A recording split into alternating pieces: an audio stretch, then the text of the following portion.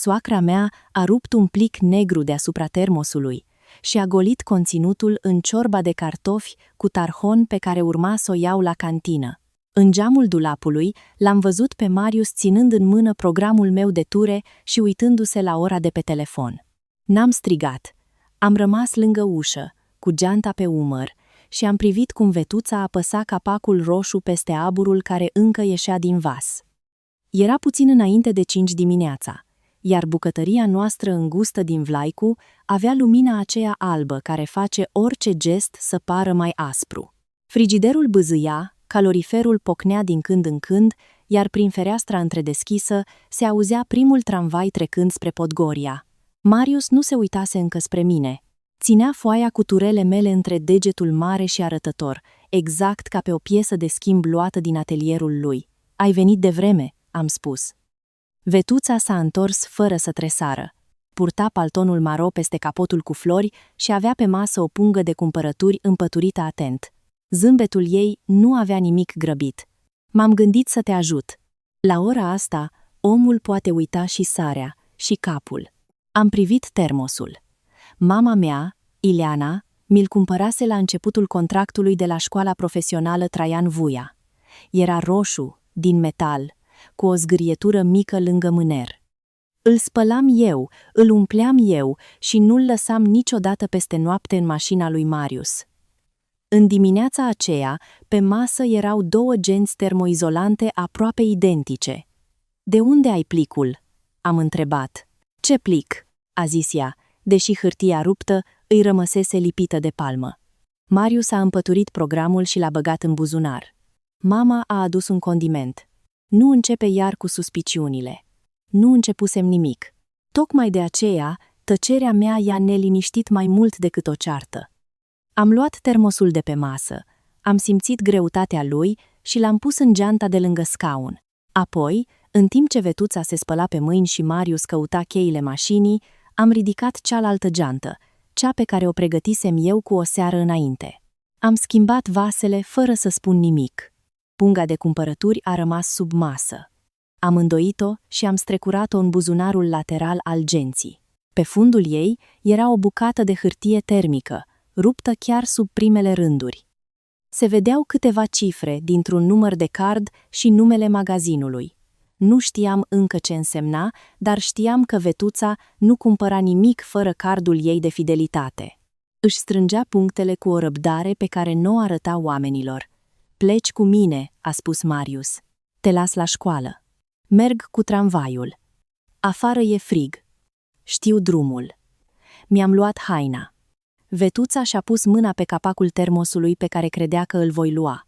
Să mănânci tot. Ai nevoie de putere dacă vrei să te țină la cantină.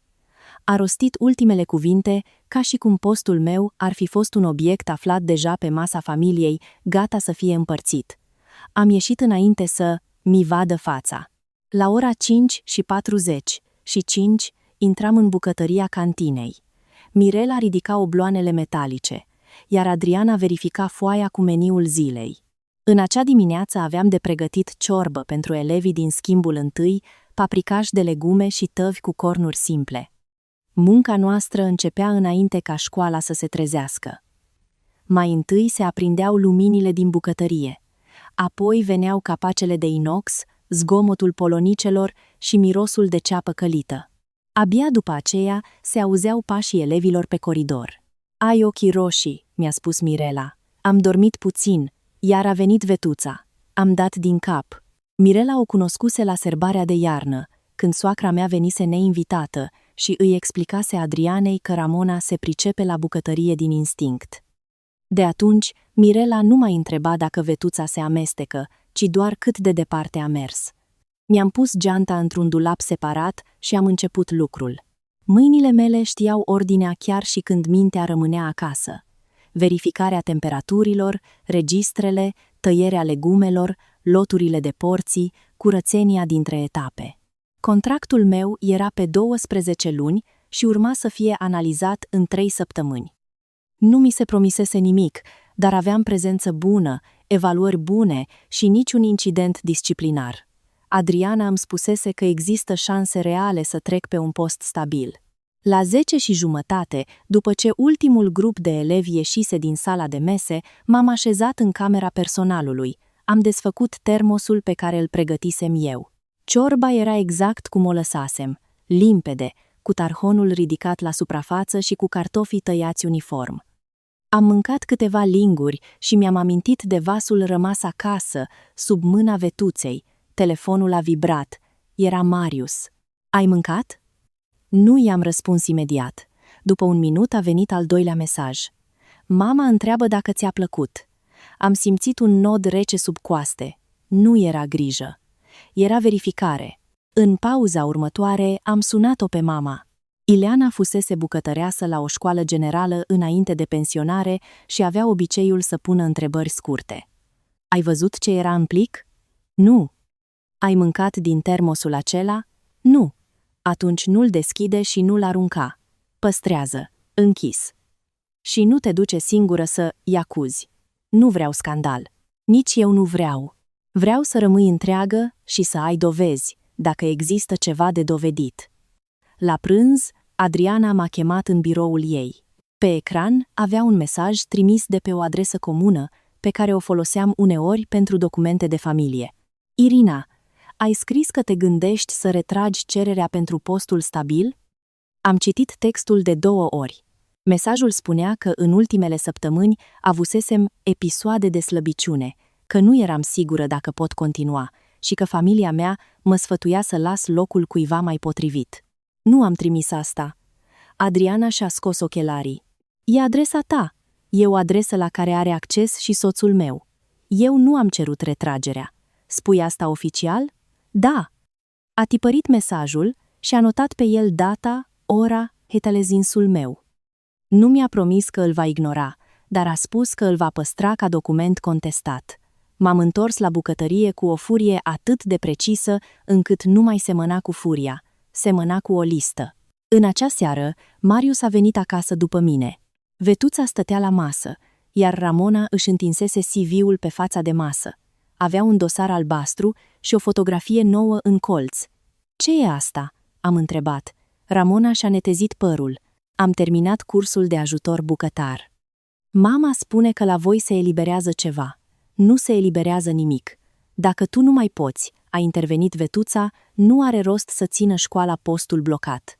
Marius s-a așezat fără să mă privească. Irina, nu transforma totul într-un atac. Ramona doar se pregătește. Cine i-a spus data ședinței pentru contractul meu? A urmat o tăcere scurtă. Ramona a tras dosarul spre ea. Vetuța a ridicat din umeri. În familie se vorbește. Și mesajul către Adriana tot în familie s-a scris? Marius a oftat. Am vrut să te protejez. Ai fost obosită. Mama a zis că nu e bine să te legi de un post pe care nu-l poți duce. N-am spus că vreau să renunț. Nu trebuie să spui totul ca să se vadă. Atunci am înțeles că nu era o neînțelegere. Era o propoziție pregătită dinainte, repetată de 3 oameni până când sperau să sune ca realitatea. Am mers în bucătărie și am deschis dulapul de jos. Termosul roșu pe care îl lăsasem dimineață dispăruse. În locul lui era doar cealaltă geantă termoizolantă, goală. M-am întors spre Marius. Unde e termosul? L-am spălat, a spus Vetuța repede. Unde? Nu știu. Poate în mașină, a murmurat Marius. Am scos din geantă bucata de bon găsită în pungă și am pus-o pe masă. Vetuța a clipit o singură dată. Ai început să aduni gunoaie? Uneori gunoiul păstrează data pe care oamenii vor să o uite. Ramona a râs, dar sunetul s-a oprit repede. Am luat fotografia bonului și am trimis-o într-un folder privat, apoi am pus hârtia într-un plic. În noaptea aceea am dormit pe canapeaua din sufragerie, cu telefonul sub pernă și cu sentimentul că pereții apartamentului se mutaseră câțiva centimetri spre mine. A doua zi, în timpul servirii, mi s-a făcut brusc rău după ce băusem dintr-o cană de ceai pregătită acasă. Nu voi descrie senzațiile. Nu contează pentru ceea ce a urmat și nu vreau ca povestea mea să devină o lecție despre pericol. Contează că Mirela a văzut că nu eram în stare să continui și a chemat-o pe Adriana. Am fost dusă la cabinetul școlii, am rămas acolo sub observație și am pierdut restul turei. Cana și resturile din geantă au fost puse deoparte. Când am deschis telefonul, aveam 7 apeluri de la Marius și un mesaj de la Vetuța. Vezi? Ți-am spus că postul e prea greu. Adriana a venit în zona de așteptare cu foaia mea de prezență. E a doua discuție despre capacitatea ta în 2 zile, a spus. Prima a venit de la soțul tău. Acum ai plecat din tură. Trebuie să înțeleg ce se întâmplă. Și eu trebuie să înțeleg. Dar nu am cerut să renunț și nu accept să fie luată o decizie pe baza unui mesaj pe care nu l-am scris. M-a privit câteva secunde. Atunci adu-mi fapte. Nu presupuneri. Asta voi face. În cabinet, ceasul de pe perete înainta cu un ticăit prea puternic pentru încăperea mică. Pe hol se auzeau pașii elevilor care schimbau orele, iar din cantină venea clinchetul vaselor pe care ar fi trebuit să le strâng eu. Faptul că munca mergea mai departe fără mine nu m-a rănit. M-a speriat felul în care cineva putea folosi o jumătate de tură pierdută ca argument pentru un plan pregătit înainte de incident. Mirela a venit cu șorțul încă legat și mi-a adus geanta pe care o lăsasem în vestiar. A pus-o pe scaun fără să o deschidă. Adriana a cerut să nu atingă nimeni recipientele, a spus. Am notat cine era în încăpere și la ce oră ai plecat. Ai văzut pe cineva lângă dulapul meu? Marius a intrat prin zona tehnică înainte de pauză. Nu pot spune că a deschis dulapul. Pot spune doar că l-am văzut pe coridor și că a întrebat dacă ai mâncat. Întrebarea lui, pusă înainte să afle că plecasem, a adăugat o nouă oră pe foaia mea mentală. I-am cerut Mirelei să scrie exact ce își amintea și să nu discute cu colegii despre presupuneri. Ea a aprobat, apoi s-a așezat pe marginea celuilalt scaun. În aproape un an nu te-am văzut să abandonezi o tavă sau să inventezi o scuză, a spus. Dacă cineva vrea să transforme ziua asta într-un portret al tău, va trebui să treacă pe lângă toate celelalte zile. Mi-am amintit prima săptămână la școală, când nu știam încă unde se păstrau polonicele mari și îmi notam cantitățile pe un carnet pătat de abur. Venisem din bucătării mici, din ture sezoniere și din perioade în care programul se schimba printr-un telefon primit seara. La Traian Vuia, învățasem să lucrez într-o echipă care număra fiecare porție și răspundea pentru fiecare capac. Contractul stabil nu însemna prestigiu. Însemna că puteam planifica chiria, că puteam merge la un control obișnuit fără să pierd o săptămână de plată și că diminețile mele aveau o direcție. Nu vreau să fiu păstrată din milă, i-am spus. Nici nu ești evaluată pentru milă. Adriana a revenit cu o pungă transparentă și o etichetă. A consemnat geanta, cana și ora, apoi mi-a cerut să repet numai ceea ce puteam afirma fără interpretare. Am descris plicul văzut în bucătărie, programul în mâna lui Marius, dispariția termosului și mesajul trimis în numele meu. Când am ajuns la Vetuța, am rostit numele fără să adaug un verdict. Voi separa incidentul de evaluarea profesională, a spus Adriana. Dar dacă familia încearcă să creeze o imagine despre capacitatea ta, trebuie să răspunzi prin documente de muncă și printr-o cronologie, nu printr-o ceartă în hol. Înțeleg. Mai este ceva. Ramona a lăsat un curriculum vitae la secretariat în această dimineață. Nu există post liber, însă momentul este relevant. Am închis ochii o clipă. În timp ce eu stăteam în cabinet, sora lui Marius își așezase numele lângă un loc care încă era al meu. Cine l-a adus? Ea a venit cu Vetuța. Marius a confirmat că poate fi luată în calcul dacă tu te retragi. Nu mi-am permis să răspund imediat. Am numărat 3 respirații, apoi am cerut o copie a înregistrării dosarului și a mesajului. Adriana mi-a spus că le va pregăti. Nu era o victorie. Era doar refuzul de a lăsa o propoziție străină să devină decizia mea. Când am ajuns acasă, Ramona era la masă cu CV-ul într-o folie transparentă. Vetuța făcuse cafea la ibric și vorbea despre oportunități care apar când viața închide o ușă. Marius a venit spre mine, dar n-a întrebat cum mă simt, a întrebat ce spusese Adriana. Nu ai voie să vorbești în numele meu la serviciu, i-am spus. Suntem căsătoriți. Asta nu te face autorul mesajelor mele. Vetuța a lovit lingurița de marginea ceștii. Nu te mai purta ca o victimă. Ramona poate munci. Dacă tu ai probleme, familia găsește o soluție. Pentru cine e soluția? Pentru toți. M-am uitat la CV, la programul meu de ture, ieșind din buzunarul hainei lui Marius și la mâna Vetuței, așezată peste dosarul Ramonei. Pentru prima dată, toate obiectele erau în aceeași imagine.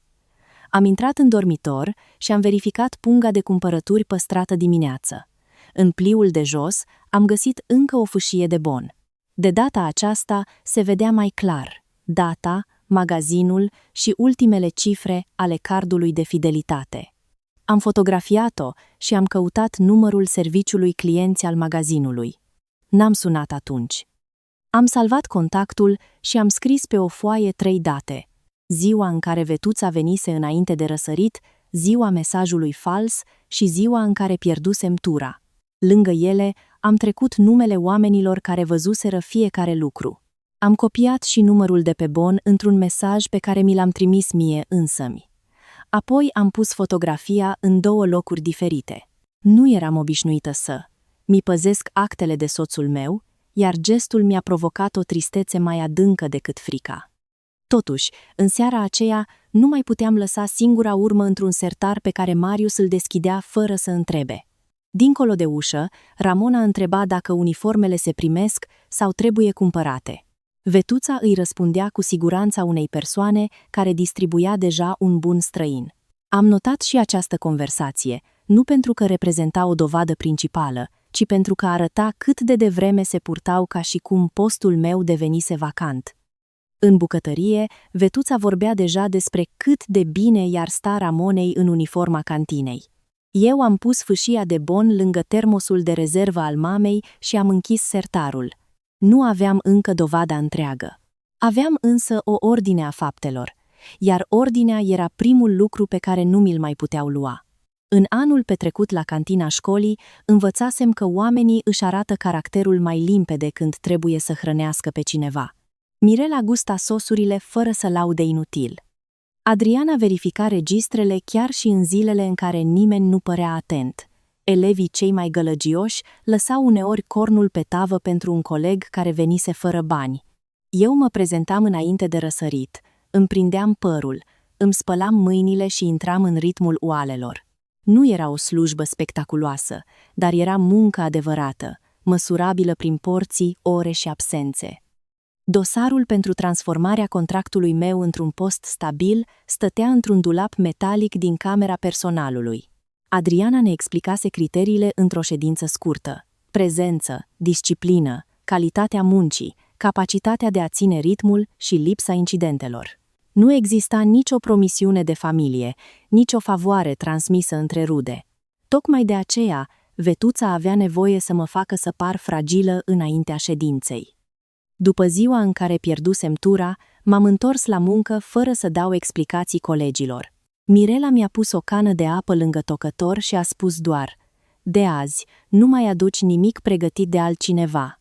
Nici măcar nu știu sigur ce s-a întâmplat. Sigur nu înseamnă că trebuie să repeți riscul. Am început să mi pregătesc masa la școală din ingrediente controlate de bucătărie și să notez ora la care mâncam. Adriana a acceptat schimbarea, dar mi-a cerut să semnez un raport despre plecarea din tură. L-am completat atent, fără acuzații. Am scris că am avut o stare neobișnuită după consumarea unei băuturi pregătite acasă, că nu puteam identifica motivul și că am fost oprită din lucru pentru siguranță. Am adăugat că nu solicitasem retragerea din procedura pentru postul stabil. Marius a aflat în aceeași zi. M-a așteptat lângă gardul școlii, cu mâinile în buzunare. De ce ai scris că mesajul nu era al tău? Pentru că nu era.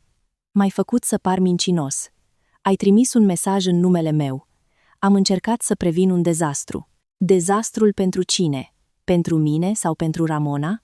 A privit spre clădirea administrativă, apoi spre parcare. Mama se îngrijorează. Nu mai transforma grija într-un proces.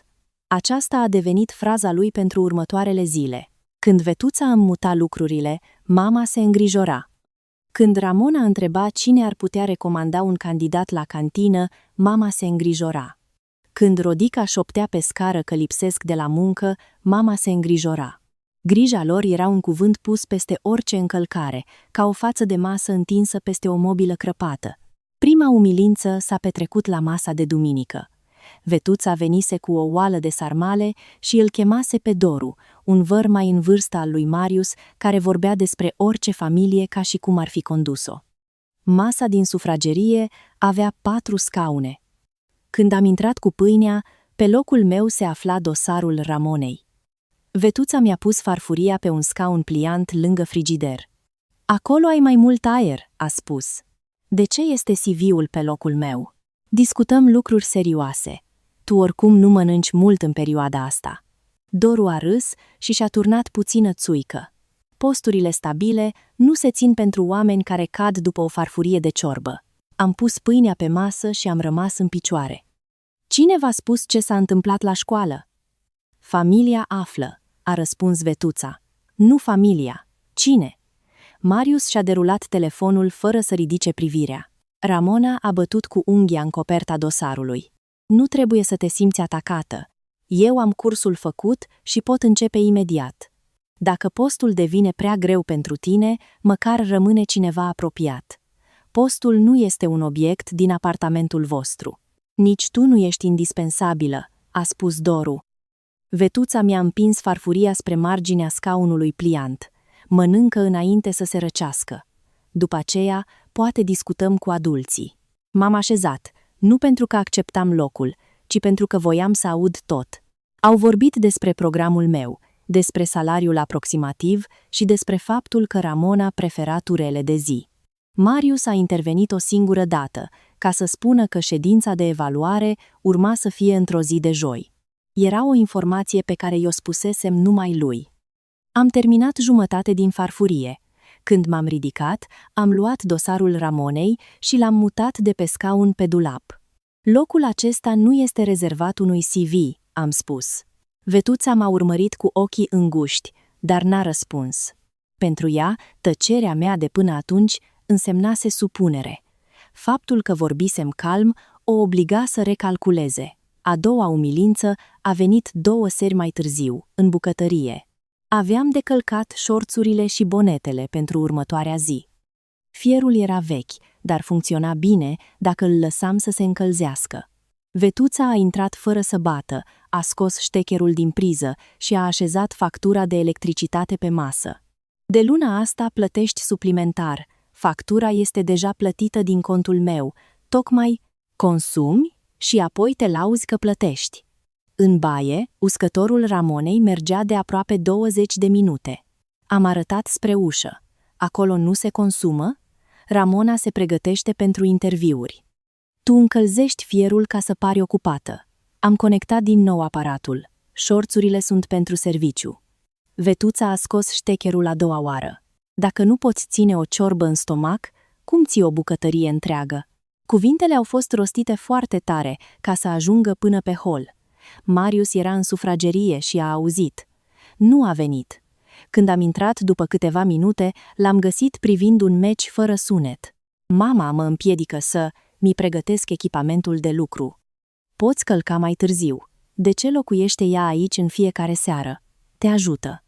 Îmi oprește fierul și îmi numără consumul pe o factură plătită de mine. "Irina, mama se îngrijorează. Pentru factura mea sau pentru postul Ramonei?" A ridicat volumul televizorului. Acela a fost răspunsul lui. Am călcat șorțurile după miezul nopții, când Vetuța plecase și Ramona adormise în camera de oaspeți.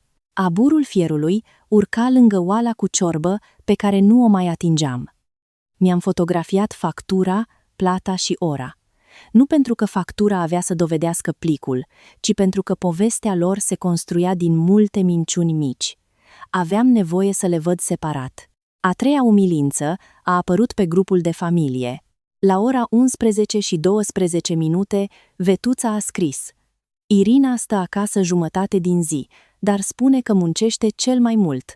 Acum vrea și post stabil." Rodica a răspuns cu un emoticon care râdea. Doru a adăugat: "Cine lipsește de la oală nu merită salariu întreg." Marius a apăsat semnul de aprobare sub mesajul mamei lui. Am citit conversația în camera personalului, în timp ce cafeaua la ibric se arsese puțin pe plită. Mirela a văzut că țineam telefonul fără să clipesc. "Ce au mai făcut?" I-am arătat ecranul. La ce oră ai plecat ieri? M-a întrebat. La 2:10 și ai venit la 5:38. Pontajul e aici. A scos foaia cu semnăturile și orele, apoi a fotografiat rândul meu. Nu mi-a spus să răspund grupului. Mi-a trimis doar imaginea și a zis: adevărul nu are nevoie să strige, dar trebuie să fie păstrat. Am scris în grup o singură propoziție. Nu am autorizat pe nimeni să discute situația mea profesională. Vetuța a răspuns imediat: cine se teme de familie are ceva de ascuns. Marius a trimis apoi: mama spune doar ce vede. Am salvat conversația integral și am întrebat-o pe Oana de la administrativ dacă pontajul putea fi prezentat oficial, în caz de nevoie. Ea mi-a spus că doar Adriana putea decide, dar că înregistrările existau și nu puteau fi schimbate după bunul plac al familiei mele. În zilele următoare am încercat să mi țin viața într-o ordine simplă. Mă trezeam, îmi pregăteam singură mâncarea, mergeam cu tramvaiul, lucram, reveneam și încuiam în dulap orice document legat de școală. Marius a observat: de ce ai schimbat parola de la telefon? Pentru că ai folosit adresa mea fără acord.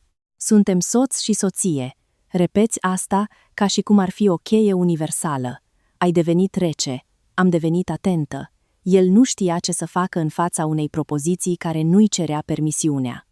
A doua tentativă a venit într-o dimineață ploioasă.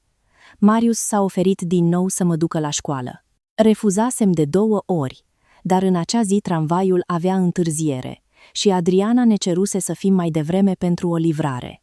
Am acceptat. Mi-am pus termosul roșu într-o geantă gri și l-am așezat pe bancheta din spate. La benzinărie, Marius a coborât să cumpere apă. Când s-a întors, a deschis portbagajul și a mutat ceva. Am auzit fermoarul unei genți. Ce faci? Caut mănușile. La școală am luat geanta și am intrat în bucătărie. Era aceeași culoare, dar fermoarul avea o ață albă pe margine. Al meu nu avea. Am dus-o direct în vestiar și n-am deschis termosul. La pauză, Mirela a venit cu mine. Când am ridicat capacul, s-a oprit înainte să se apropie. Nu mânca. Simți ceva? Nu e mirosul de ieri și nu seamănă cu ciorba ta. Ramona apăruse la cantină sub pretextul că aduce un formular. Stătea lângă ușă și a auzit. Iar începeți? Mama a gătit. Nu e nimic în neregulă. De unde știi cine a gătit? Am întrebat. A ezitat. Marius mi-a spus. Mirela a pus capacul la loc. Nimeni nu gustă nimic. Ramona a luat lingura de pe masă. Eu gust. Să vedeți cât de ridicole sunteți. Am încercat să o opresc, iar Mirela i-a prins încheietura. Ramona a atins totuși puțin lichid cu vârful lingurii înainte să lase. După câteva minute a devenit palidă și a început să spună că îi este rău. Nu voi descrie mai mult. Adriana a chemat personalul școlii, iar Ramona a fost dusă pentru o verificare scurtă. Termosul a fost închis, etichetat și păstrat separat. Marius a ajuns în mai puțin de 20 de minute. Nu m-a întrebat ce observasem. A început prin a mă acuza că o speriasem pe sora lui. Ai făcut-o să creadă că mama ar putea pune ceva în mâncare. Eu n-am spus asta. Mirela a observat mirosul, iar Ramona a ales să guste, pentru că ai creat panică. Cum știa Ramona că mama ta pregătise ciorba? Pentru că poate i-a spus. Și cum a ajuns geanta ei în mașina ta? S-a uitat spre vestiar. Ai luat geanta greșită. Eu am pus geanta mea pe banchetă. Tu ai umblat în portbagaj. Adriana a apărut în prag. Marius, plecați din zona de lucru. Irina, termosul rămâne aici. Orice discuție despre incident se poartă prin procedurile școlii. El a plecat cu maxilarul încordat. Pentru prima dată, cineva îi spusese clar că faptul că era soțul meu nu-i dădea acces la spațiul meu profesional. După tură, am mers spre mașina lui ca să mi iau haina rămasă pe banchetă. Marius nu era acolo. Am deschis ușa din dreapta cu cheia de rezervă și am tras haina. Din compartimentul lateral a căzut un plic negru, sigilat. Nu avea etichetă vizibilă. Nu l-am deschis. L-am ridicat cu un șervețel, l-am pus într-o pungă curată și am fotografiat locul în care îl găsisem. Mirela mă aștepta lângă poarta școlii. Ce ai găsit? I-am arătat punga fără să o desfac. Nu mai merge acasă singură, a spus. Trebuie să mi iau actele. Atunci vin cu tine până la bloc. În tramvai, zgomotul șinelor făcea imposibilă o conversație șoptită. Am stat una lângă alta, cu punga în geantă și cu termosul roșu rămas la școală. Oamenii urcau la Podgoria, își scuturau umbrelele și se plângeau de întârziere. Pentru ei era o seară obișnuită. Pentru mine, fiecare stație mă ducea spre un apartament în care cineva îmi studiase programul, mâncarea și absențele. La bloc, Rodica stătea pe palier cu telefonul în mână. Am auzit că iar ai făcut teatru la serviciu, a spus. Irina se preface ca să ia salariul și să stea acasă, asta știe toată scara. Mirela s-a întors spre ea. Eu lucrez cu Irina.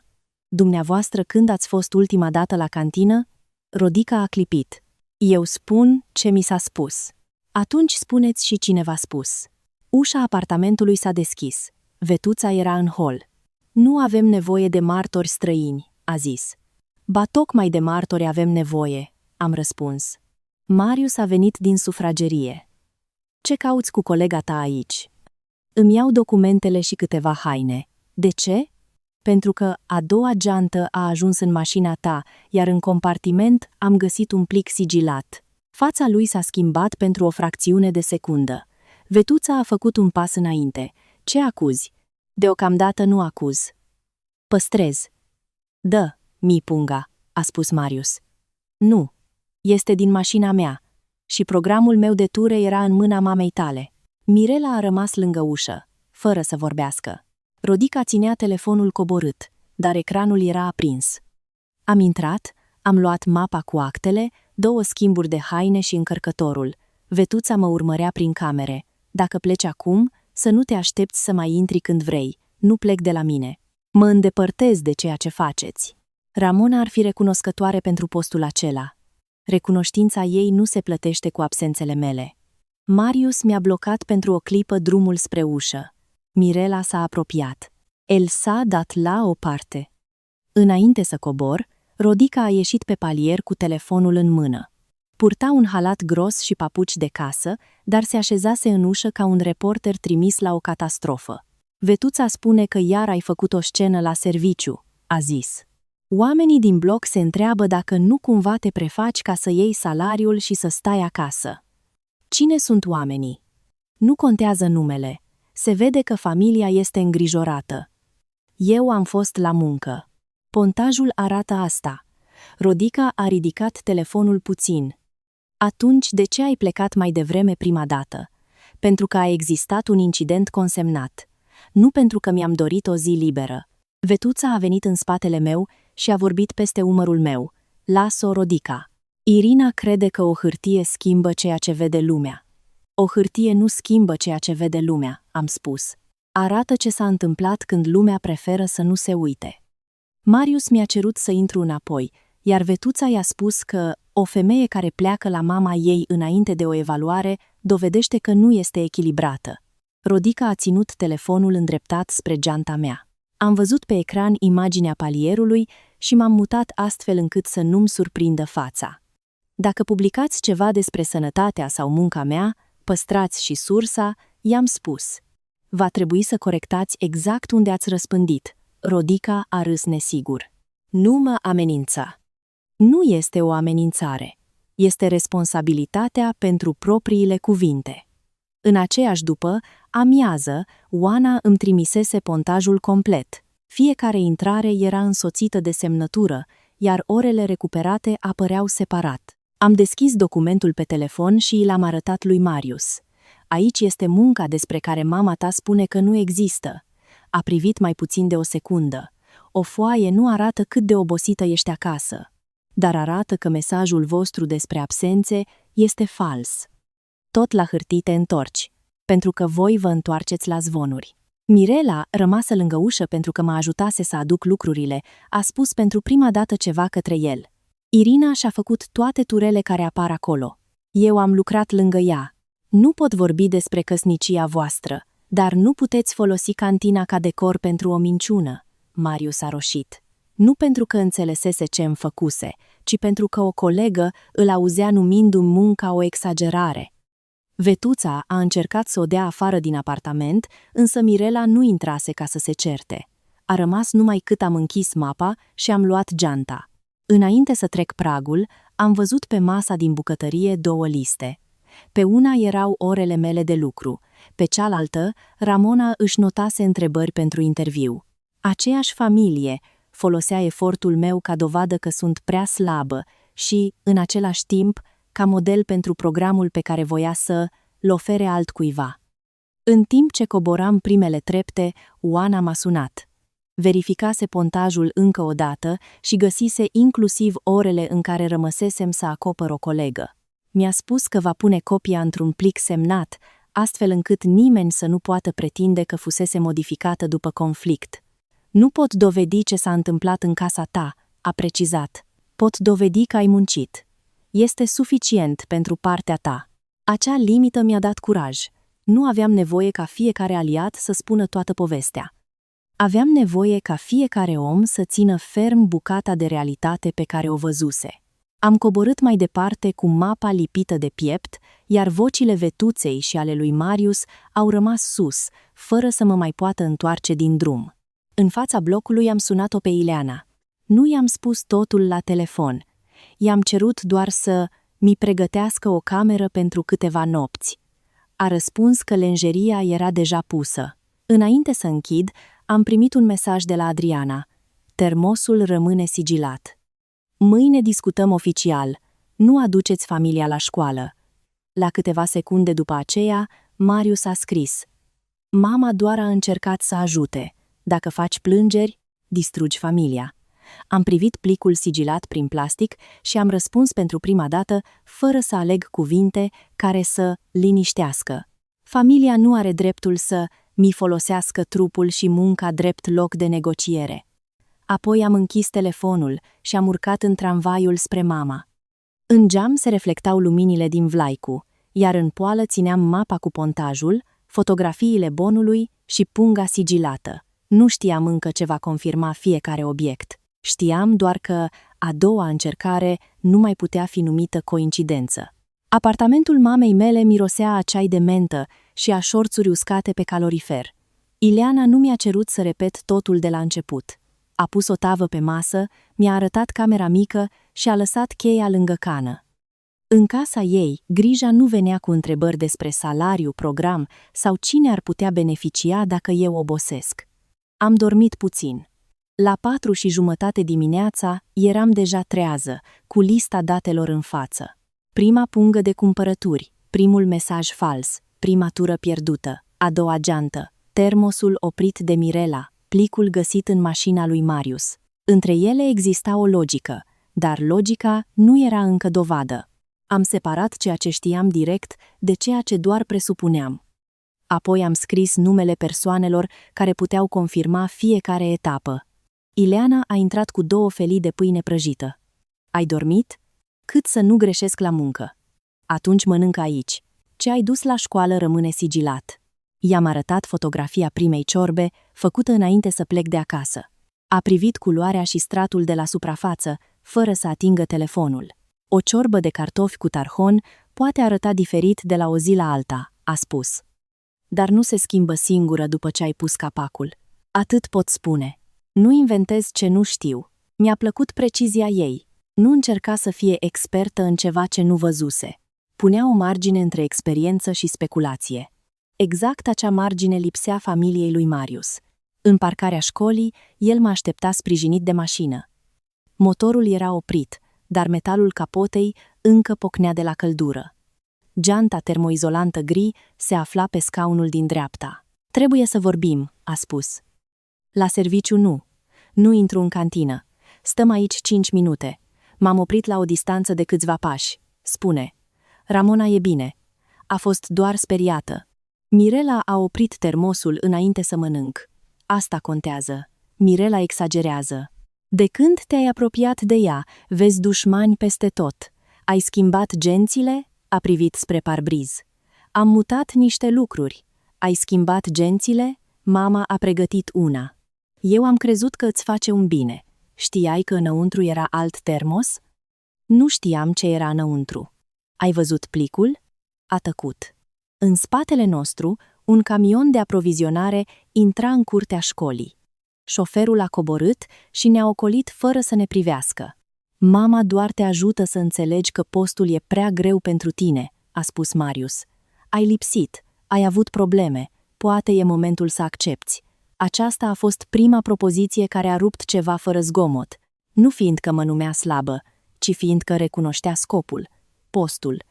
Tot ce făcuseră era împins spre aceeași concluzie. Ai trimis mesajul către Adriana? Da, în numele meu. Nu scria că ești sigură, scria că te gândești. Eu nu mă gândeam.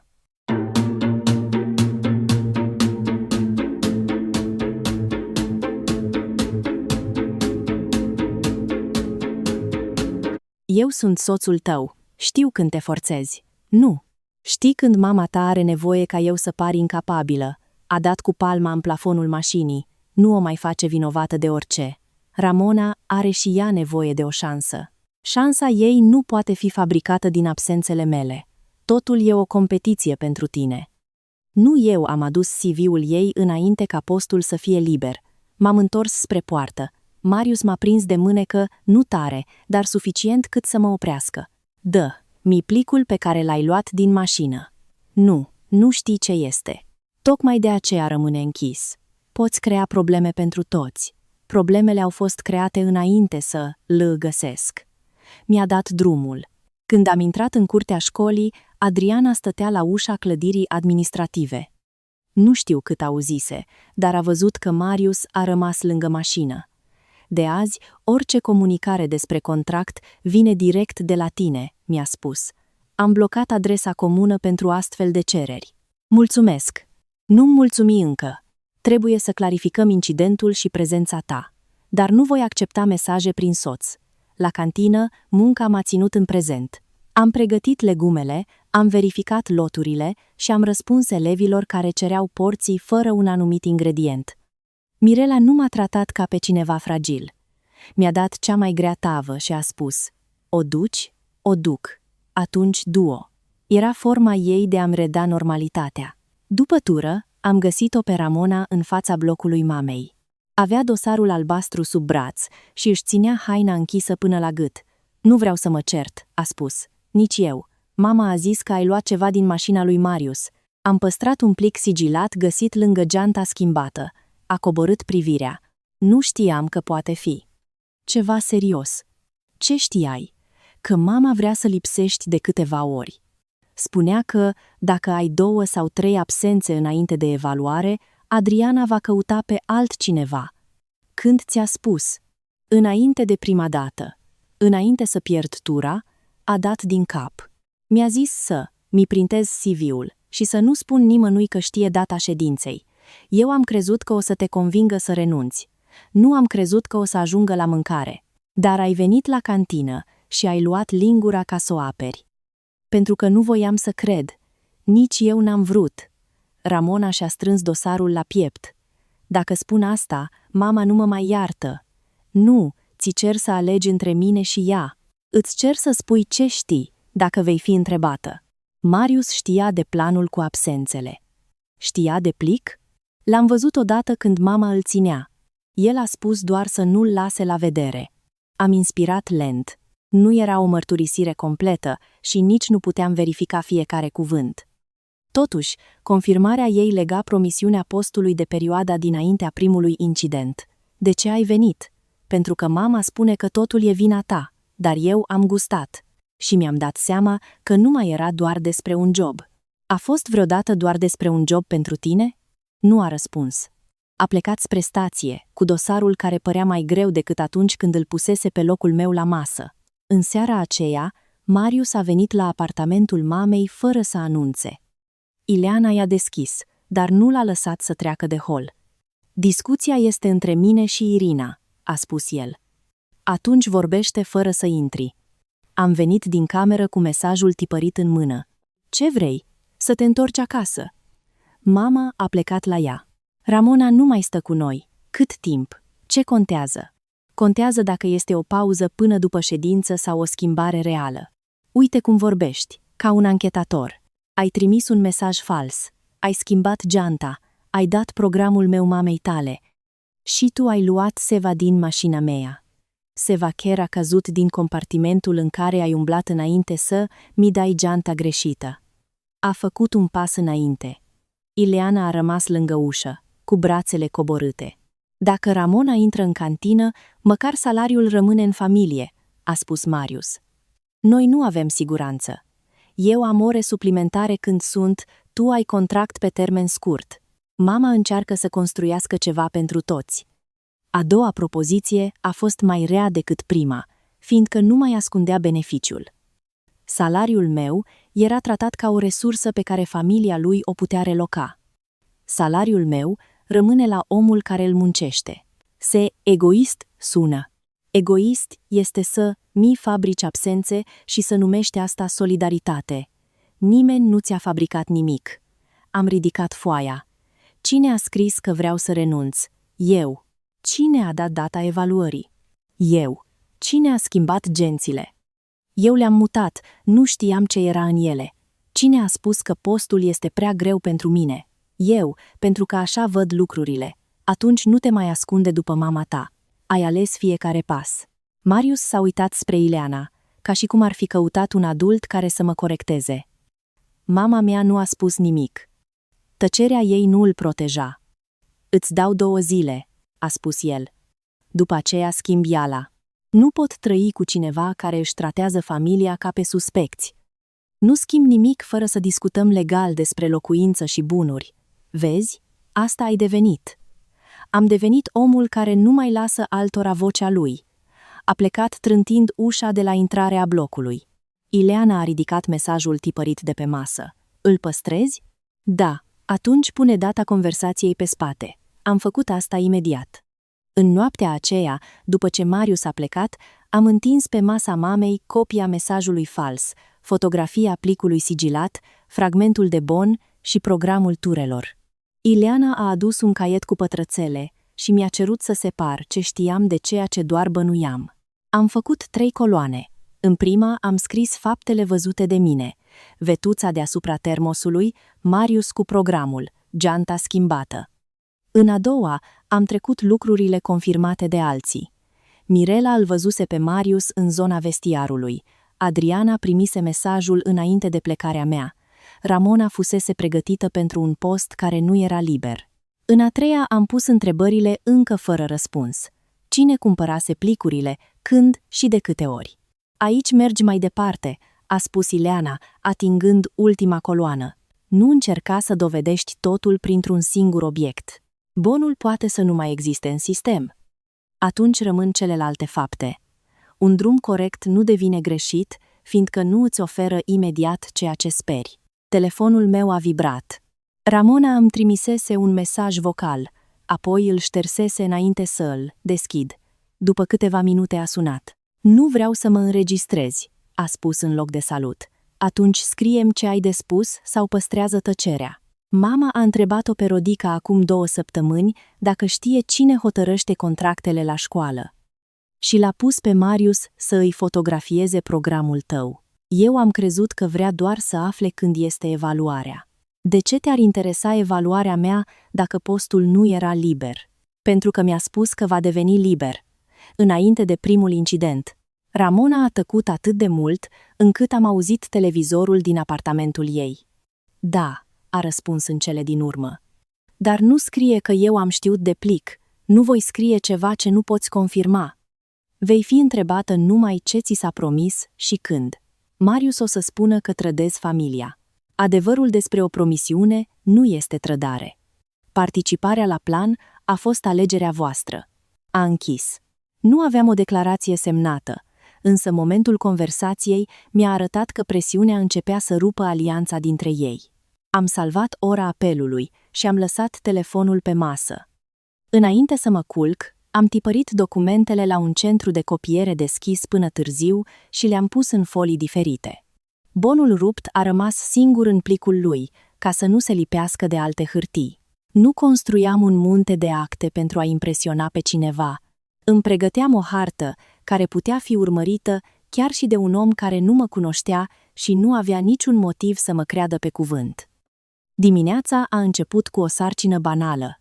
Trebuia să verificăm o livrare de legume și să notăm diferența dintre cantitatea comandată și cea primită. Am lucrat alături de Mirela, cântărind lăzi și trecând valori în registru. Simplitatea operației mi-a limpezit mintea. O cantitate lipsă nu devenea prezentă dacă furnizorul vorbea convingător. Era măsurată, notată și corectată. Același principiu trebuia aplicat și vieții mele. În pauză, Oana mi-a adus pontajul într-un plic închis. A indicat semnăturile, orele recuperate și ziua în care mesajul lui Marius pretindea că eu mă gândesc la retragere. În acel moment erai în depozit cu mine, a spus. Am semnat intrarea materialelor împreună. Vei confirma dacă ești întrebată? Da, numai atât. Nu mă pronunț despre plic sau despre mama lui. Nici nu trebuie. Am pus pontajul lângă cronologia făcută cu Ileana. Pentru prima dată, ora mesajului fals nu mai era doar o afirmație a mea. Era prinsă între două semnături de serviciu și o activitate verificabilă. A doua zi, în camera personalului, Adriana mi-a arătat antetul mesajului contestat. Fusese trimis de pe un dispozitiv conectat într-un interval în care eu eram la lucru, conform pontajului. Nu mi-a dat detalii tehnice pe care nu le putea garanta, dar era clar că eu nu fusesem persoana care îl redactase de la acel dispozitiv. Îl voi marca drept comunicare neautorizată, a spus ea. Totuși, incidentele de absență rămân de clarificat. Înțeleg, ai o explicație verificabilă? Construiesc una. Nu vreau să vă dau acuzații înainte de documente. Adriana s-a sprijinit de spătar. Bine, asta este mai util decât scandalul. În pauză, Ramona mi-a trimis o fotografie cu un mesaj de la Vetuța. După prima lipsă, mai trebuie una și postul se deschide. Marius se ocupă de program. Data era cu 2 zile înainte de incidentul interceptat.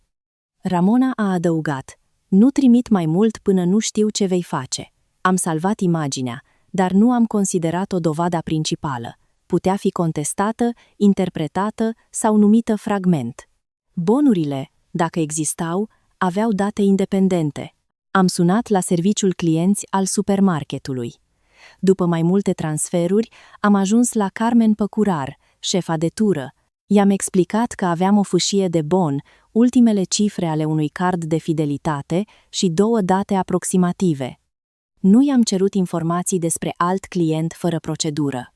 I-am spus că vreau să știu ce documente trebuie prezentate pentru o verificare legală și dacă o copie a bonului poate fi emisă titularului sau cu acordul autorității competente. Carmen a răspuns fără grabă: cu o bucată de bon nu pot să vă dau datele altcuiva, dar pot verifica dacă tranzacția există și vă pot spune ce pași sunt necesari. Veniți cu documentele pe care le aveți și cu o solicitare scrisă. Pot veni după tură? La 4:30 sunt la biroul de relații clienți. La supermarket, luminile fluorescente făceau hârtia termică aproape transparentă. Carmen a pus fâșia sub o lampă și a citit codurile rămase. Data aceasta este clară. Ultimele cifre ale cardului sunt vizibile. Aveți și altceva. I-am arătat fotografia pungii, ora și a doua fâșie găsită acasă. A introdus câteva date în sistem fără să mi întoarcă ecranul. Există o tranzacție pe data aceasta și încă una cu un produs din aceeași categorie, cu o zi înainte de al doilea incident pe care l-ați notat. Mi s-au răcit mâinile. Cardul cui este? Nu vă pot comunica încă numele, fără temeiul necesar. Dar vă pot spune că cele 2 tranzacții sunt legate de același cont de fidelitate. Se pot tipări duplicate? Da, prin procedură. Trebuie să aduceți o solicitare și, dacă este vorba despre un incident la locul de muncă, o adresă din partea instituției sau a persoanei autorizate. Produsul apare pe bon? Apare o denumire comercială și un cod. Nu voi interpreta ce este și nu vă recomand să deschideți nimic. Păstrați obiectul sigilat. A fost exact genul de răspuns de care aveam nevoie. Limitat, verificabil și fără dramatism. Când am ieșit, Marius mă aștepta lângă stația de taxi. Nu știu cine îi spusese că sunt acolo, Ce cauți la magazin? Cumpărături. Nu ai nicio sacoșă. Nu sunt obligată ți raportez fiecare drum. Mama spune că vrei să o acuzi pentru ceva ce nici măcar nu înțelegi. Mama ta știe ce vreau, fără să fi vorbit cu mine? Ramona îi trimite mesaje. Toată lumea e speriată din cauza ta. Ramona mi-a spus că postul i-a fost promis înainte de prima mea absență.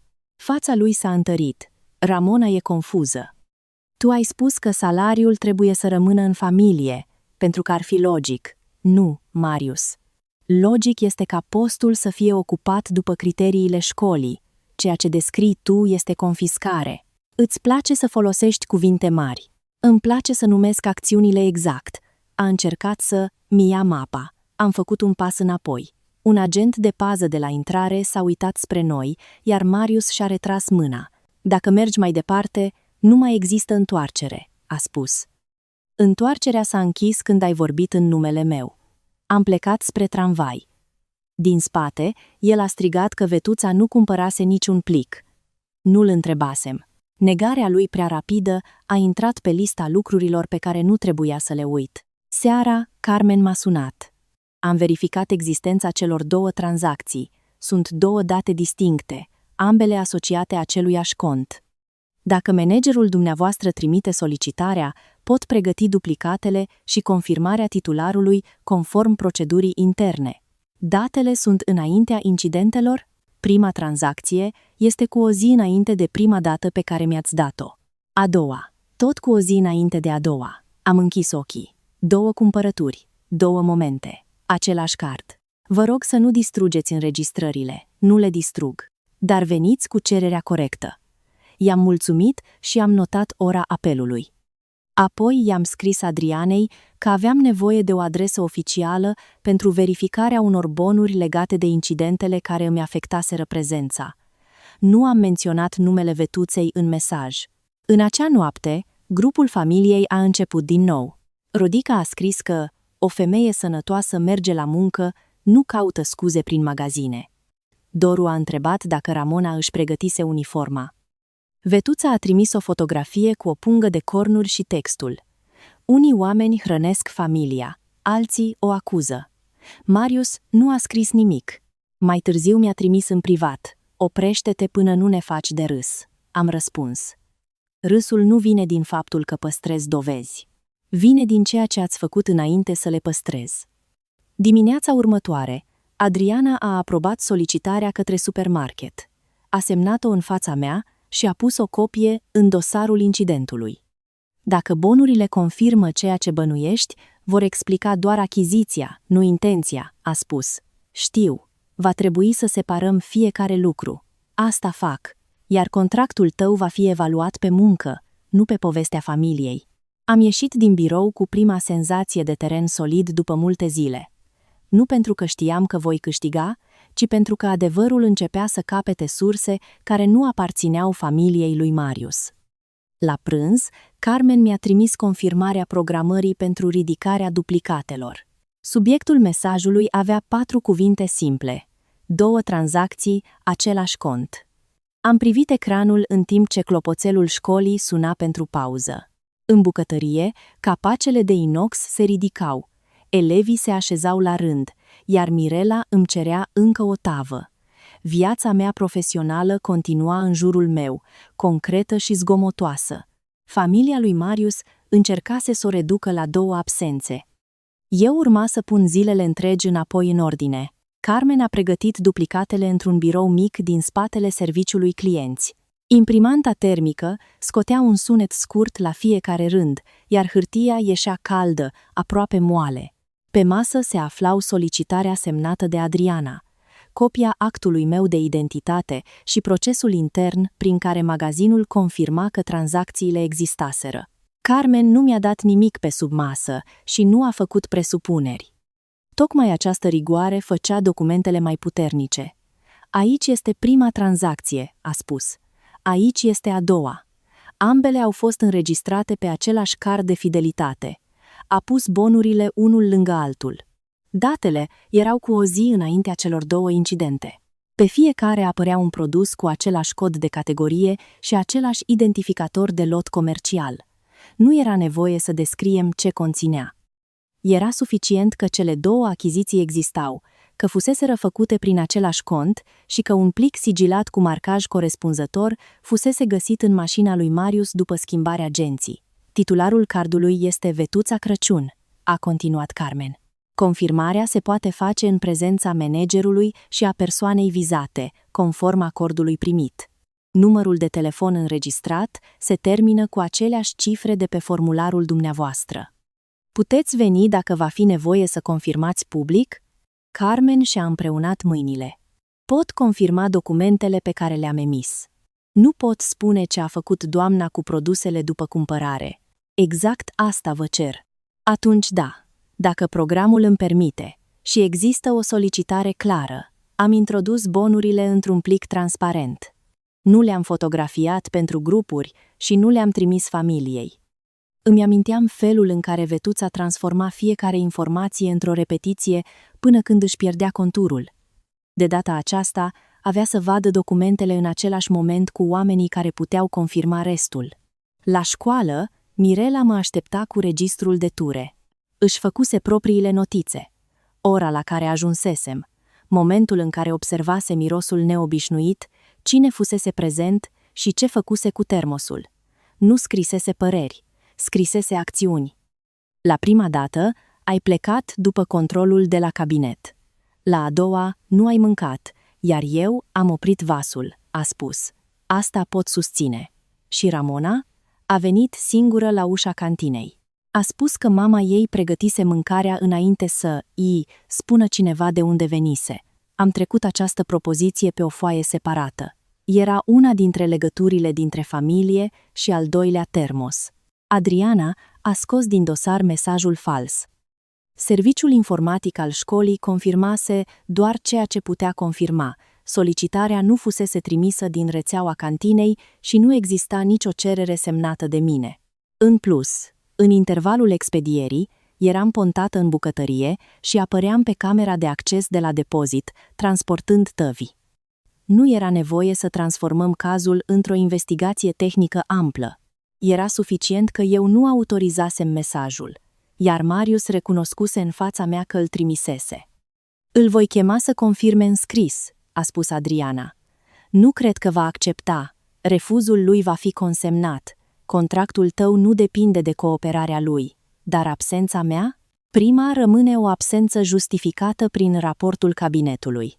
A doua nu este absență. Ai fost prezentă și ai continuat tura după ce obiectul a fost izolat.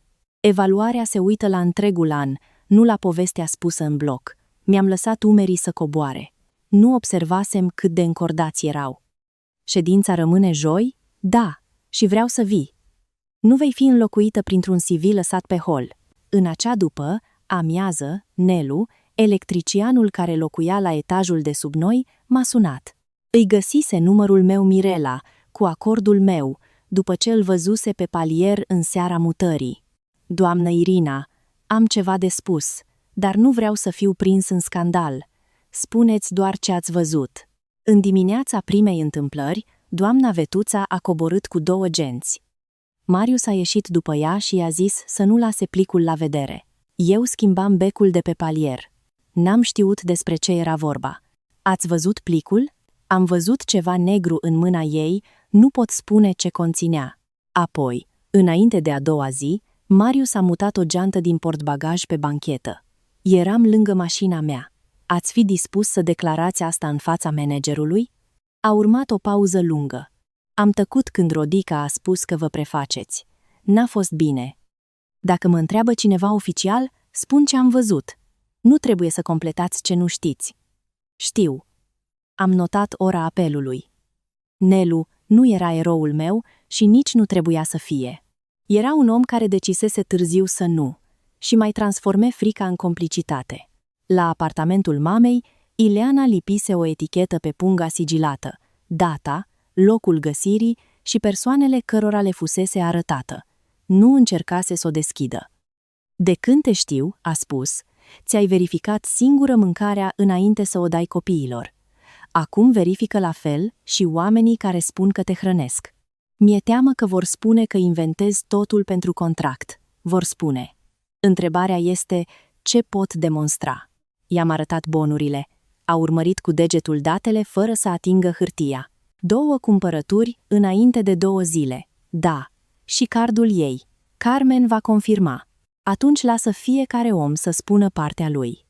Nu încerca să porți singură toate vocile. Aceasta a devenit strategia mea. Carmen avea achizițiile. Mirela avea al 2-lea termos. Adriana avea mesajul fals și evaluarea de serviciu. Nelu avea schimbarea agenții și replica auzită. Ramona avea promisiunea postului. Eu aveam cronologia și dreptul de a decide ce fac cu ea. Vetuța, în schimb, își accelera povestea. În grupul blocului, Rodica a distribuit un mesaj în care scria că Irina a pierdut deja postul și caută vinovați. Vetuța a adăugat că Ramona urma să înceapă în curând la cantină. Doru a felicitat-o. Cineva a întrebat dacă școala anunțase oficial, iar Rodica a răspuns că familia știe înaintea hârtiilor. Am trimis capturile Adrianei. Nu răspundeți, mi-a scris. Evaluarea nu se face pe WhatsApp. În aceeași seară, Marius a venit din nou la mama. De data aceasta avea o mapă cu documente și o expresie obosită. Am adus o declarație, a spus. O semnezi și închidem tot. Ce declarație? Că nu acuzi familia și că incidentul a fost o neînțelegere. Eu retrag mesajul, tu te întorci acasă. Nu poți retrage un mesaj trimis în numele meu ca și cum ai șterge o fotografie. Adriana vrea scandal. Adriana vrea documente corecte. Mama nu a vrut să-ți facă rău. Atunci de ce a cumpărat de 2 ori același produs înainte de cele 2 incidente? Marius s-a oprit. Ce ai spus? Ai auzit. Nu ai acces la cumpărăturile ei. Există proceduri. Ai urmărit cardul mamei mele? Magazinul a verificat tranzacțiile pe baza unei solicitări oficiale legate de incidentele de muncă. A strâns mapa atât de tare încât colțurile s-au îndoit. Nu știi ce erau produsele. Nu am spus că știu. Știu datele, contul și faptul că un plic sigilat a fost găsit în mașina ta. Plicul putea fi orice. Atunci nu ar trebui să te sperie faptul că rămâne sigilat. A făcut câțiva pași prin hol. Ramona va spune că ai împins-o să guste. Mirela a văzut că am încercat să o opresc. Nelu nu se bagă. Nu l-am menționat pe Nelu. Tăcerea lui a spus mai mult decât ar fi trebuit. Știa că vecinul văzuse ceva. Joi este ședința, a continuat. Dacă te porți normal, poate toți ieșim din asta fără să pierdem. Ce înseamnă toți pentru tine? Tu îți păstrezi un contract temporar, Ramona primește postul stabil, mama nu este umilită, iar noi rămânem împreună. Asta înseamnă că eu pierd munca pentru care am fost evaluată, iar voi numiți pace faptul că accept. Nu poți avea tot, nu cer tot. Cer ceea ce este al meu, vocea, munca și decizia asupra corpului meu. A lăsat declarația pe pantofar. Gândește-te, am gândit. Ileana a deschis ușa și a arătat spre scară. Marius a plecat fără să ia mapa. Am pus documentul într-o folie și am scris pe el că fusese adus pentru semnare. Nu avea valoare legală specială, dar arăta că presiunea continua după ce dovezile începuseră să apară. A doua zi, Carmen a venit la școală pentru o întâlnire oficială cu Adriana. Am stat toate 3 în camera personalului.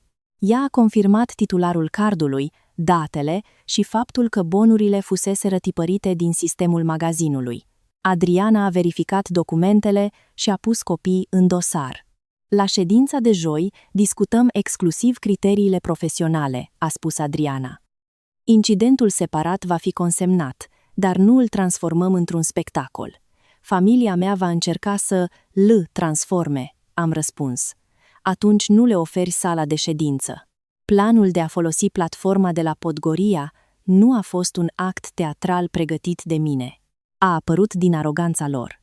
Marius știa că după ședință eu, Mirela și Adriana luam de obicei tramvaiul din aceeași stație. Vetuța a anunțat pe grup că îi va aștepta acolo pe cei care trebuie să audă adevărul. Rodica a promis să filmeze.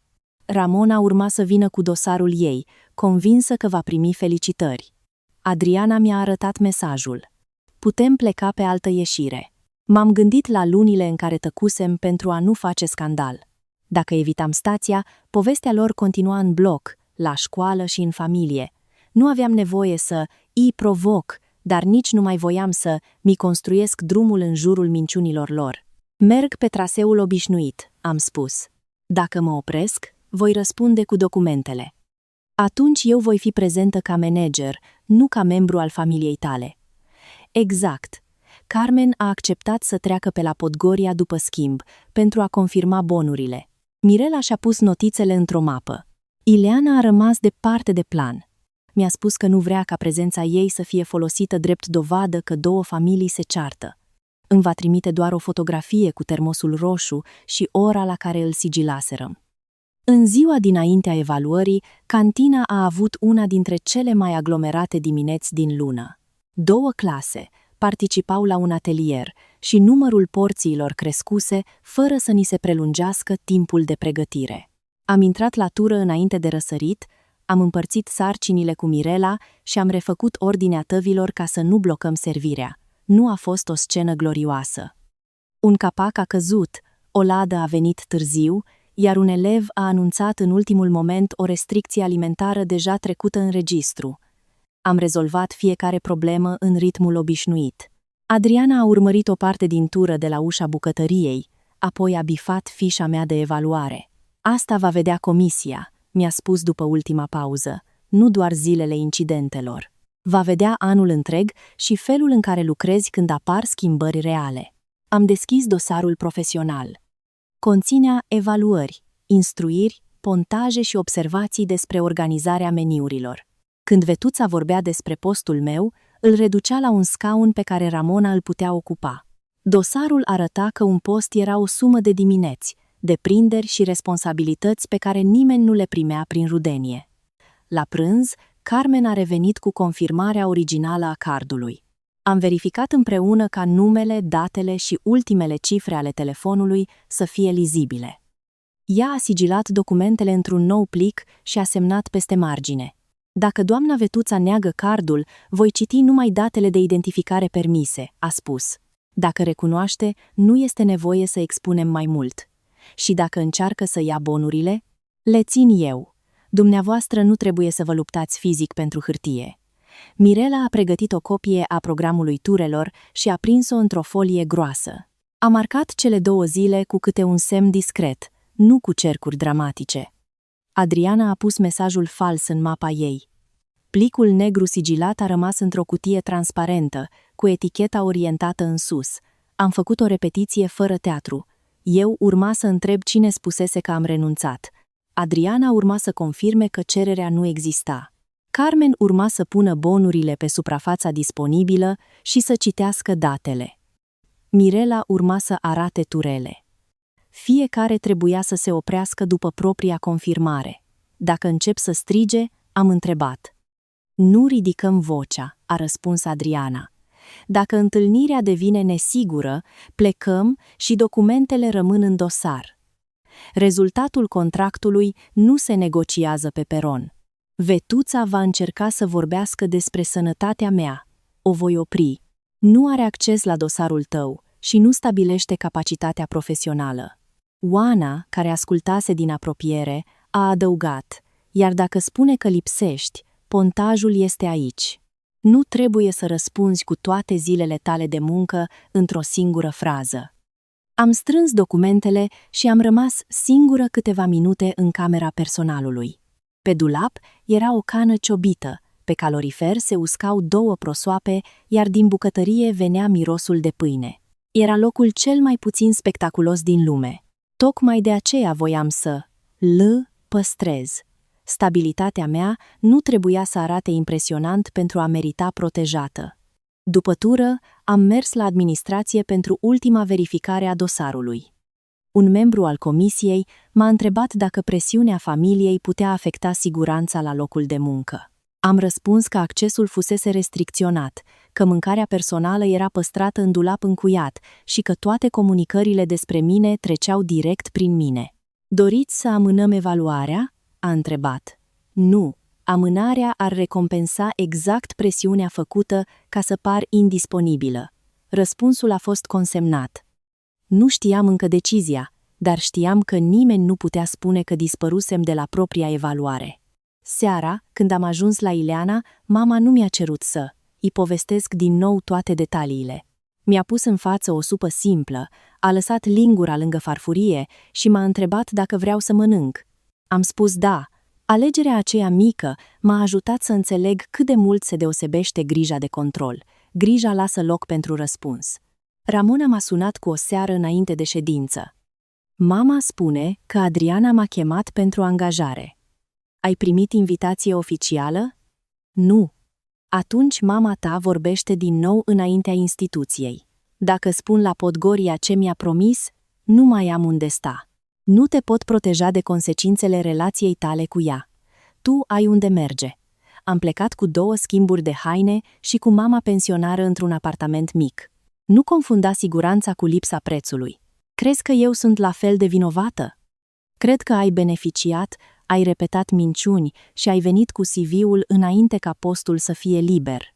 Cred și că te-ai oprit când ai înțeles că există un pericol real. Ce spui mai departe este alegerea ta. A plâns puțin, fără zgomot. Mama a cumpărat plicurile. Am fost cu ea prima dată, dar nu am văzut ce a făcut după. A doua oară mi-a spus că trebuie să pară că tu lipsești din nou. Nu știam că Marius va schimba geanta. Vei spune asta dacă ești întrebată? Nu știu. Atunci nu-mi promite. După apel, am pregătit mapa pentru ziua următoare. Am pus duplicatele bonurilor, copia mesajului fals, pontajul, notițele Mirelei și fotografiile pungii. Plicul sigilat urma să fie adus de Adriana, care îl păstrase într-un spațiu securizat. Am verificat totul de 2 ori și am scos orice hârtie care nu avea o sursă clară.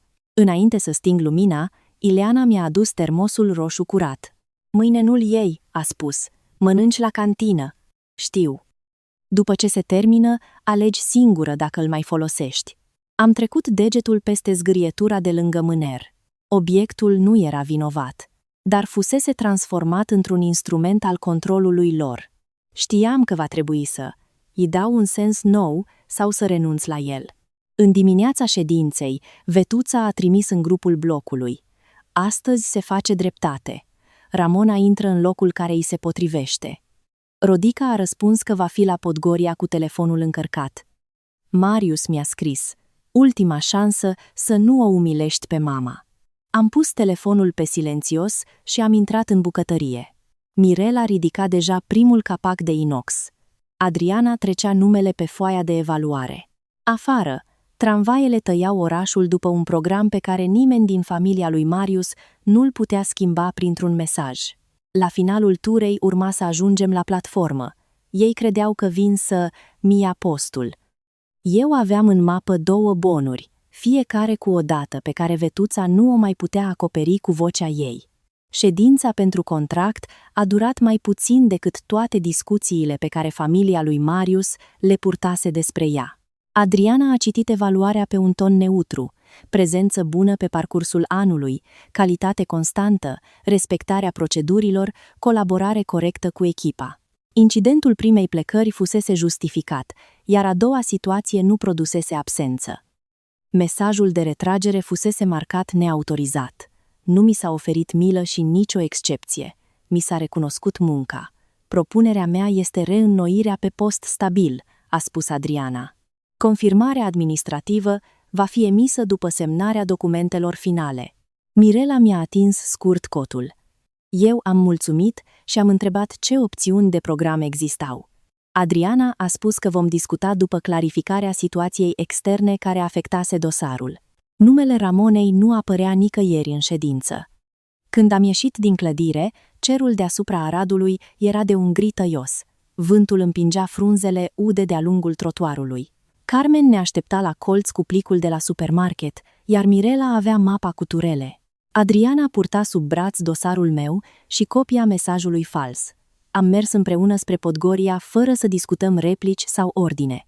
Fiecare știa ce putea spune. Stația era aglomerată. Oamenii ieșeau de la serviciu. Elevii își trăgeau glugile peste cap, iar panoul anunța o întârziere de câteva minute. Pe banca metalică se strânsese umezeală. Șinele vibrau slab înainte ca tramvaiul să apară în depărtare. Vetuța stătea lângă automatul de bilete, îmbrăcată în paltonul maro. Marius era lângă ea cu programul meu de ture împăturit în buzunarul hainei. Ramona ținea dosarul albastru, iar Rodica filma deja. Doru venise și el, de parcă urma să asiste la o ceremonie de familie. "Uite-o," a spus Vetuța suficient de tare pentru cei din jur. A ieșit din ședință și încă se preface că nu știe ce urmează.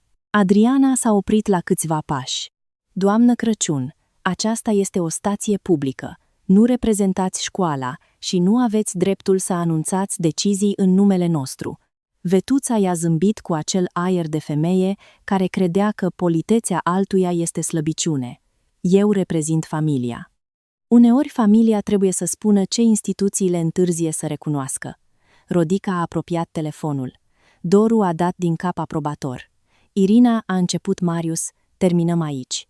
Îi spui Ramonei felicitări, retragi acuzațiile și vii acasă." "Pentru ce s-o felicit?" Ramona a privit spre mama ei. "Pentru post," a răspuns Vetuța. "Este mai sănătoasă, mai tânără și nu lipsește după fiecare prânz." Mirela a făcut un pas înainte, dar i-am atins brațul. "Nu voiam ca prima reacție să fie o ceartă. Cine v-a spus că postul i-a fost oferit?" am întrebat. "Marius știe cum merg lucrurile la școală." Adriana și-a deschis dosarul. "Marius nu participă la procesul de angajare al cantinei. Este angajat în același complex," a spus Vetuța. "Știe destul. A ști programul soției sale nu înseamnă a avea autoritate asupra contractului ei." Cuvântul autoritate a schimbat puțin aerul. Rodica a apropiat camera de fața mea, așteptând probabil lacrimi. Am pus mapa pe banca metalică și am șters umezeala cu un șervețel. "Înainte să discutăm despre cine merită postul, vreau să răspundă cineva la o întrebare," am spus. "Cine a cumpărat produsele înregistrate pe aceste două bonuri?" Carmen a scos plicul.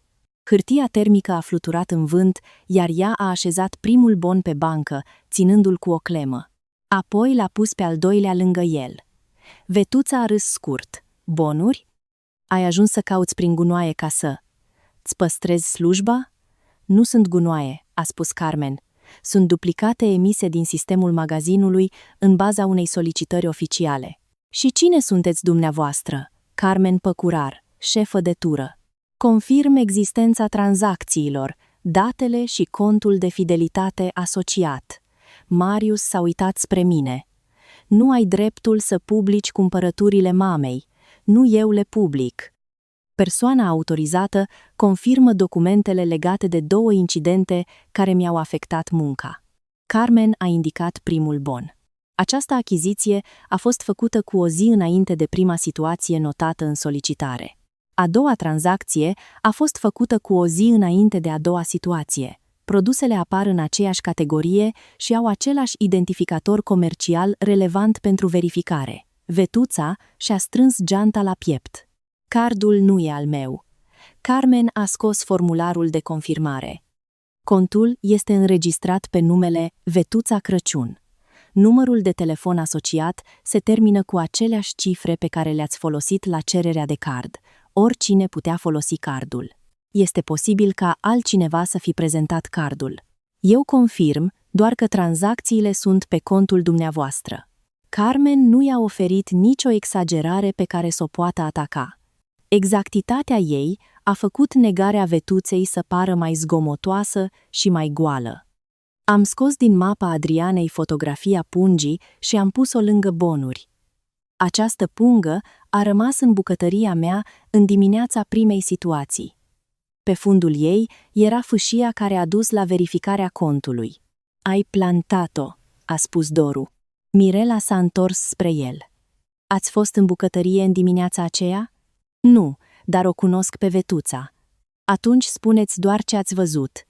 Doru și-a închis gura. Rodica continua să filmeze, însă telefonul ei coborâse câțiva centimetri. Adriana a pus programul de ture pe bancă. Lângă cele 2 date de cumpărare se vedeau zilele în care lucrasem și ora la care primul incident mă scosese din tură. Prima zi a produs o plecare justificată după verificarea de la cabinet, a spus ea. A doua zi, Irina a fost prezentă. Vasul a fost oprit înainte de consum, iar tura a continuat. Aceasta este evidența școlii. Vetuța a arătat spre mine. Ea a creat panică. A vrut să pară persecutată. Mirela și-a deschis notițele. Eu am observat că termosul nu mirosea ca mâncarea pregătită de Irina. Eu am spus să nu mănânce nimeni. Ramona a luat lingura înainte să putem opri complet gestul. Ramona s-a albit la față. Mirela minte, a spus Marius. Eram acolo, a răspuns ea. Dumneavoastră ați venit după ce Adriana v-a sunat. Irina a schimbat geanta intenționat ca să ne acuze. Am scos fotografia făcută în mașină. Geanta mea avea un fermoar fără ață albă. Cea adusă de tine avea ața aceasta. Plicul sigilat a căzut din compartimentul lateral când mi-am luat haina. Adriana a așezat punga sigilată pe bancă, fără să o deschidă. Oamenii care așteptau tramvaiul încetaseră să mai privească panoul. Se uitau la noi. Obiectul a rămas închis, a spus Adriana. Nu discutăm compoziția și nu facem demonstrații. Îl păstrăm doar ca element de corespondență cu documentele de achiziție. Vetuța a întins mâna. Dați-mi-l, este al meu. În clipa în care a rostit propoziția, Marius s-a întors brusc spre ea. Ramona și-a dus mâna la gură. Vetuța a înțeles prea târziu. Deci recunoașteți că plicul este al dumneavoastră? A întrebat Adriana. Am vrut să spun că, dacă este din cumpărăturile mele, e bunul meu. Ați spus acum 1 minut că acel card nu vă aparține, a observat Carmen. Vetuța a început să vorbească repede. Că produsul era banal, că Irina exagerase, că poate plicul fusese destinat altui preparat, că orice gospodină cumpără lucruri pe care nu le folosește. Nicio explicație nu atingea însă întrebarea principală. Cum ajunsese obiectul în geanta schimbată de Marius și de ce cele 2 achiziții precedau exact cele 2 încercări de a mă scoate din tură? Marius, a spus Adriana, ați trimis mesajul prin care se afirma că Irina intenționează să se retragă? El a privit-o ca pe un superior pe care sperase să nu-l întâlnească niciodată în afara atelierului. Am trimis o informare de familie. Ați folosit identitatea ei și ați exprimat o intenție pe care ea nu o avea. Eram îngrijorat. De ce ați depus CV-ul surorii dumneavoastră înainte ca postul să fie declarat liber? Doar am întrebat. Adriana a scos mesajul tipărit și l-a pus lângă bonuri. Aici scrie că Irina probabil va retrage cererea. În aceeași zi, CV-ul Ramonei a fost trimis administrației prin contul dumneavoastră intern. Aceste acțiuni nu reprezintă o întrebare neutră. Marius a deschis gura, dar Vetuța l-a întrerupt. El a făcut ce i-am spus pentru binele familiei. A fost a doua mărturisire involuntară. De data aceasta, Rodica a coborât complet telefonul. Pentru binele cui? Am întrebat. Pentru Ramona, pentru Marius, pentru toți. Tu ai un salariu, ai experiență, găsești altceva.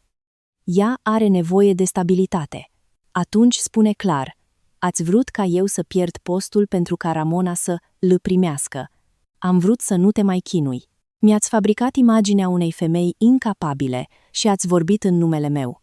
Nu ți-am cerut să fii atât de încăpățânată. Vântul a ridicat colțul unuia dintre bonuri. Carmen l-a apăsat cu degetul. Șinele au început să cânte în depărtare. Ramona a făcut un pas în față. Mama mi-a promis postul înainte de prima absență, a spus.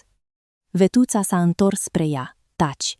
Mi-a spus să mi printez CV-ul și că Marius va avea grijă de programul Irinei. A zis că după 2 lipsuri, Adriana va căuta pe altcineva. Ești speriată, nu știi ce spui. Știu că nu mi-ai spus ce era în plic. Știu că m-ai lăsat să gust ca să te apăr. Vocea Ramonei s-a frânt. Nu a devenit dintr-o dată nevinovată, dar și-a asumat pentru prima dată partea ei de adevăr. Marius a prins-o de braț. Nu mai vorbi. Las-o, am spus. Tu ai întors-o împotriva noastră.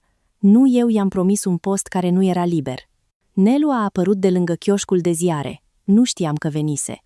Avea geaca de lucru și o pungă cu scule. Eu am văzut 2 genți în dimineața aceea, a spus. Am auzit-o pe doamna Vetuța spunându-i lui Marius să nu lase plicul la vedere. Și înainte de a doua zi, l-am văzut mutând geanta în mașină. Vetuța a râs forțat. Acum și vecinii primesc roluri? Nu am rol, a spus Nelu. Am tăcut prea mult. Spun doar ce am văzut. Rodica s-a uitat la el, apoi la telefonul ei.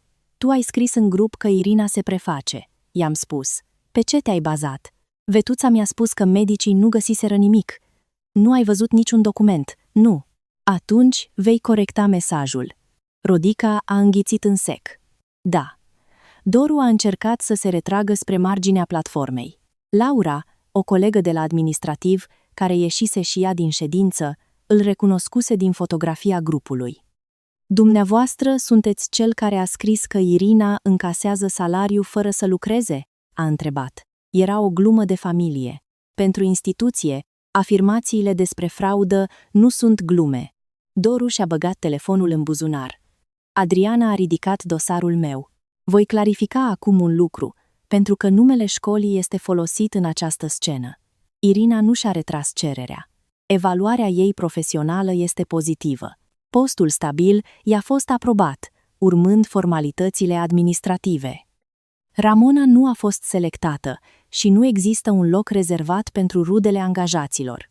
Cuvintele au căzut fără dramatism, dar efectul lor a fost mai puternic decât toate strigătele Vetuței.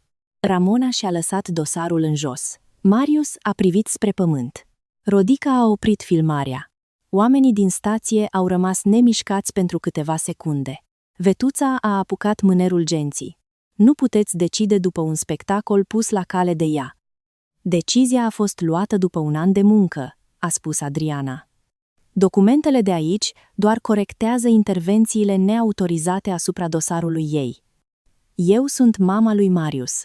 Nu este o funcție în organigrama școlii. Cineva din mulțime a expirat ca după o lovitură. Vetuța s-a înroșit. Marius s-a apropiat de mine. Hai să vorbim separat. Nu. Nu ne arunca mariajul pentru niște bonuri. Bonurile nu au distrus nimic. Tu ai dat programul meu, ai schimbat geanta, ai trimis mesajul și ai depus CV-ul surorii tale. Mama m-a împins. Ea a proiectat planul. Tu l-ai executat. Amândoi sunteți responsabili. Pot repara. Nu mai ai acces la programul meu, la mâncarea mea sau la comunicarea mea profesională. Nu te întorci cu mine. Vom discuta separarea printr-un cadru clar și în prezența unei persoane neutre. Vetuța a venit între noi. Nu ai dreptul să mi iei fiul. Fiul dumneavoastră și-a făcut propriile alegeri. Eu îmi iau viața înapoi. Am ridicat plicul transparent cu bonurile. Nu l-am fluturat și nu l-am transformat într-un trofeu. De astăzi, nimeni din familia voastră nu mai pregătește, schimbă sau atinge mâncarea mea. Nimeni nu mai primește programul meu. Nimeni nu mai vorbește în numele meu. Orice contact va fi înscris și numai pentru lucrurile care trebuie încheiate. Vetuța a deschis gura, dar zgomotul tramvaiului care intra în stație i-a acoperit primele cuvinte. Frânele au scârțâit, ușile au sunat, iar vântul a împins hârtia termică pe banca rece. Carmen a strâns bonurile, Mirela a luat programul, Adriana a închis dosarul. Irina, vii? M-a întrebat Mirela. Am privit tramvaiul. Marius stătea lângă Vetuța, exact cum stătuse în bucătărie cu programul meu în mână. Diferența era că acum nimeni nu mai putea pretinde că gesturile lui fuseseră neînțelese. Vin. Am urcat cu colegii mei. Prin geam am văzut-o pe Vetuța rămasă lângă banca pe care se aflase dovada. Ramona nu mai stătea lângă ea. Se mutase câțiva pași. Rodica ștergea probabil filmarea sau căuta cuvintele pentru retractare. Doru plecase spre cealaltă ieșire. Când tramvaiul a pornit, Adriana mi-a întins o copie a deciziei de reînnoire. Mâine corectăm registrul și stabilim programul, a spus. Mulțumesc, ai câștigat postul prin muncă. Nu le da lor meritul de a fi creat finalul. Am privit luminile Podgoriei depărtându-se. Nu simțeam triumf. Simțeam oboseală, furie și un spațiu nou în jurul meu. Adevărul nu îmi dădea înapoi căsnicia pe care crezusem că o am, îmi dădea însă dreptul de a nu mai negocia cu minciuna. Telefonul a vibrat. Marius scrisese: "Mama nu a vrut să ajungă aici." Am răspuns: "Aici au ajuns acțiunile voastre." Apoi am blocat pentru acea seară toate apelurile familiei lui și am lăsat tramvaiul să mă ducă spre apartamentul mamei. În poală aveam contractul reînnoit. În geanta Adrianei, plicul rămânea sigilat. Pe banca metalică nu mai era nimic, dar cei care văzuseră documentele nu mai puteau pretinde că nu știau. A doua zi, numele meu a rămas pe tabla de ture. Adriana a șters cu buretele mențiunea provizorie de lângă dosarul meu și a scris, cu marker negru, contract stabil, sub programul următoarei luni. Sunetul vârfului pe suprafața albă a fost scurt, aproape banal. Pentru mine a însemnat mai mult decât orice aplauze pe peron. Mirela a prins noul orar în colțurile panoului. Colegii au venit pe rând, au citit și mi-au spus lucruri simple. Felicitări, bine că s-a lămurit, ne vedem dimineață. Nimeni nu a transformat incidentul într-o legendă eroică. Într-o bucătărie adevărată, munca nu se oprește ca să admire victoria cuiva. Cartofii trebuiau curățați, tăvile spălate, cornurile numărate și mesele servite la timp. Această normalitate a fost prima formă de liniște. Adriana a organizat o ședință scurtă înainte de pauză. Nu a menționat detalii despre plic și nu a rostit acuzații care nu puteau fi susținute. A spus doar că informația despre retragerea mea fusese falsă, că prezența mea era conformă cu registrele și că postul fusese acordat după criteriile obișnuite. A reamintit tuturor că rudele angajaților nu aveau acces în vestiare sau în spațiile de lucru fără autorizare. O femeie de la curățenie, cea căreia Ramona îi spusese că urma să înceapă, și-a cerut scuze.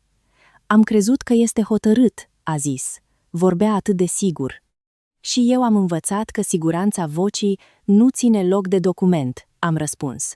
Ramona a primit în aceeași zi un mesaj oficial de la administrație.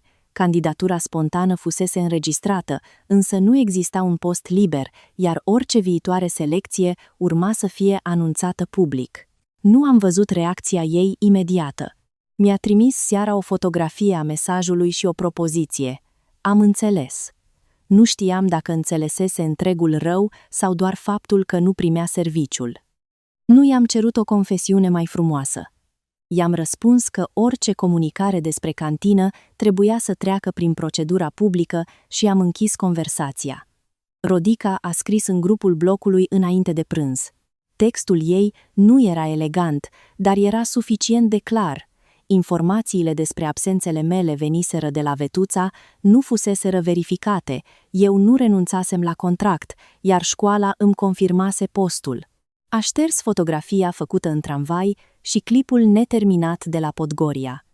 Vetuța a răspuns cu o serie de mesaje despre nerecunoștință, apoi a părăsit grupul.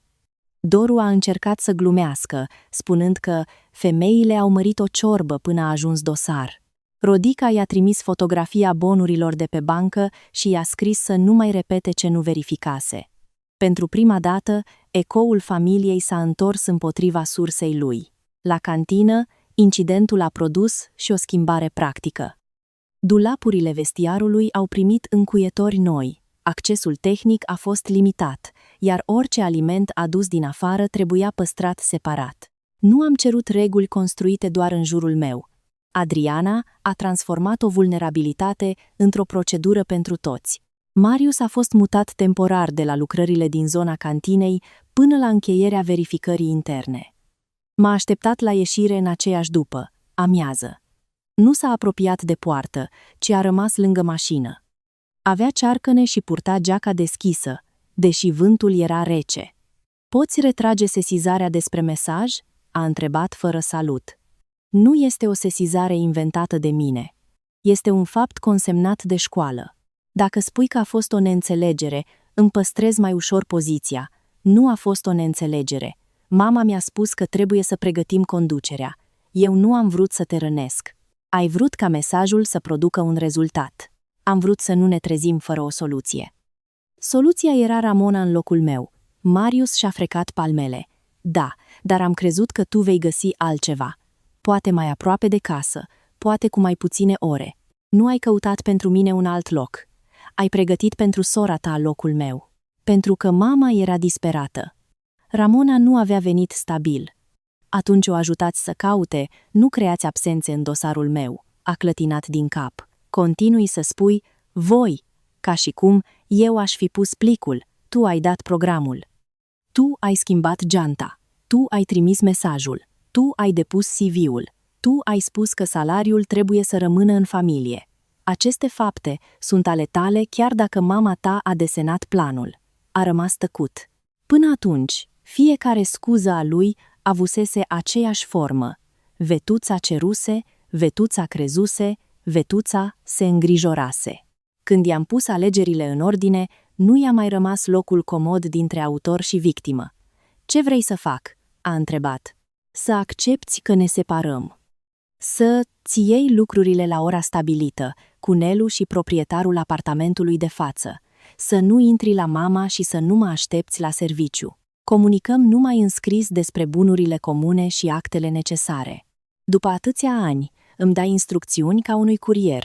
După ceea ce ai făcut cu accesul tău, am nevoie de reguli clare. Dacă mă opun, atunci fiecare pas va trece prin procedura legală potrivită. Nu mă mai bazez pe promisiunea ta că se rezolvă în familie. Marius a privit spre termosul roșu pe care îl țineam de mâner. Mama l-a cumpărat pe celălalt produs. Eu nu știam ce este. Ai văzut primul gest. Nu complet. Ai văzut suficient cât să nu întrebi, apoi ai dus geanta. Ai preferat să nu știi exact, fiindcă rezultatul îți convenea. A încercat să spună ceva, dar cuvintele nu au venit. M-am întors spre stație. În spatele meu nu a pornit motorul și nu m-a chemat din nou. Bunurile au fost împărțite 2 zile mai târziu. M-am întors în apartamentul din Vlaicu împreună cu Ileana. Proprietarul locuinței, un bărbat care până atunci ne ceruse doar chiria la timp și liniște după orele de odihnă, a venit pentru inventar. Nelu a stat pe palier ca martor. Vetuța ajunsese înaintea noastră, deși îi spusesem în scris că nu este invitată. Avea 2 sacoșe și vorbea tare în bucătărie. Eu am adus jumătate din lucrurile de aici, spunea. Nu pleacă nimeni până nu stabilim ce aparține familiei Crăciun. Proprietarul a deschis contractul. Locatarii înscriși sunt Irina și Marius, a spus. Dumneavoastră nu decideți accesul. Vetuța s-a întors spre mine. Acum aduci și proprietarul împotriva mea? L-am chemat pentru inventar și chei, nu pentru a discuta familia. Ramona stătea lângă dormitor cu o valiză. Nu purta halatul alb. Evita să se uite spre bucătărie, unde se afla locul în care mama ei deschisese plicul. Marius și-a strâns hainele, cutia cu scule și documentele. Nu a existat o scenă cu obiecte aruncate. Fiecare lucru a fost trecut pe listă. Aparatele cumpărate împreună au fost împărțite după facturi și înțelegeri scrise. El a luat mașina. Eu am păstrat mobila plătită din contul meu și obiectele de bucătărie ale mamei. Când a ajuns la frigider, Marius a scos programul vechi al turelor mele. Încă avea urmele magnetului pe colț. Îl arunc? A întrebat. Da. L-a rupt în 2 și l-a pus în sacul de hârtie. Gestul nu a reparat nimic, dar a închis o imagine care mă urmărea din prima dimineață, el ținând foaia în reflecția dulapului, în timp ce Vetuța se apleca asupra termosului.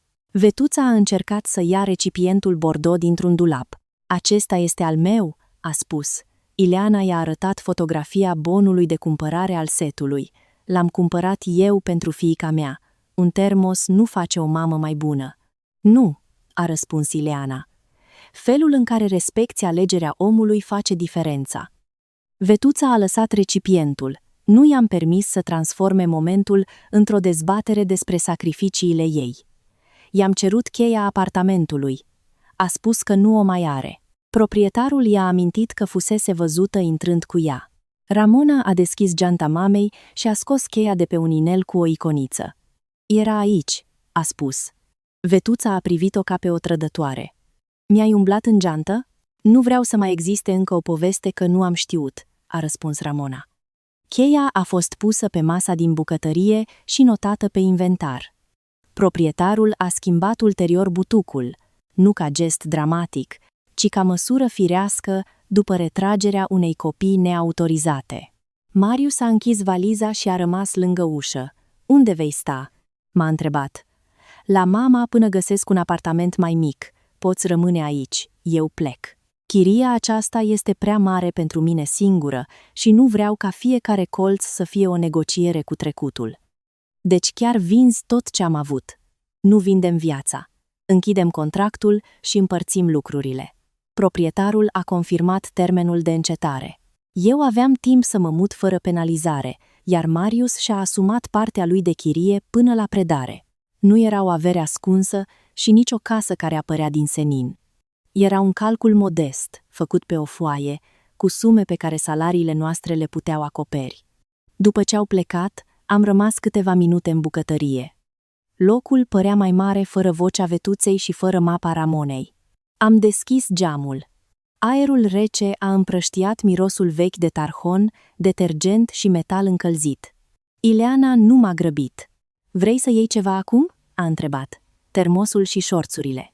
Restul mâine."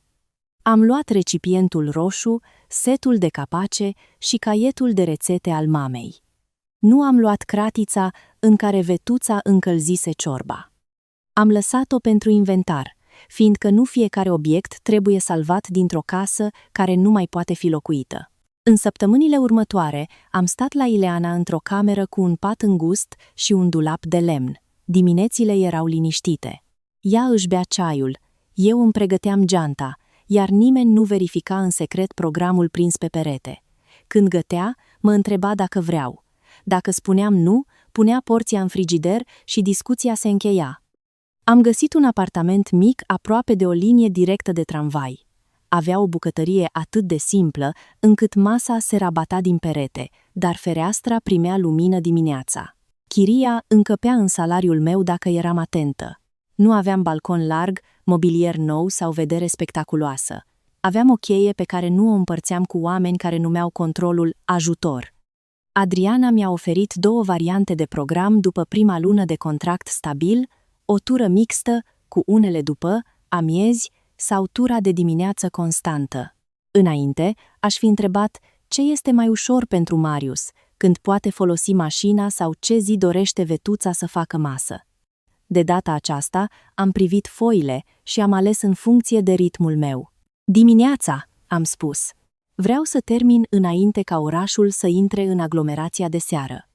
"Este și tura cu cea mai mare presiune la început", m-a avertizat Adriana. "Știu, este cea pe care o fac cel mai bine", a semnat schimbarea. Mirela a primit vestea lângă masa de pregătire. "Atunci rămânem echipa de la răsărit", a spus. "Până când te saturi de mine." "Mă satur numai de cine lasă capacele strâmbe." Am râs. Era un râs mic, fără triumf, dar nu mai simțisem de mult timp că o glumă poate rămâne doar glumă. Ramona mi-a scris după câteva săptămâni că găsise un stagiu plătit într-o bucătărie de hotel. Programul era neregulat și salariul mai mic decât sperase. Mi-a spus că a intrat prin interviu, nu printr-o promisiune. Nu i-am trimis felicitări lungi. I-am răspuns, "Așa începe ceva al tău." Vetuța nu și-a cerut scuze. A trimis prin Doru 2 mesaje despre faptul că familia se destramă și că o mamă nu trebuie pedepsită pentru intenții bune. Nu am răspuns. Intenția pe care o declara nu putea șterge mijloacele pe care le alesese. I-am blocat accesul la conturile mele, la program și la adresa nouă.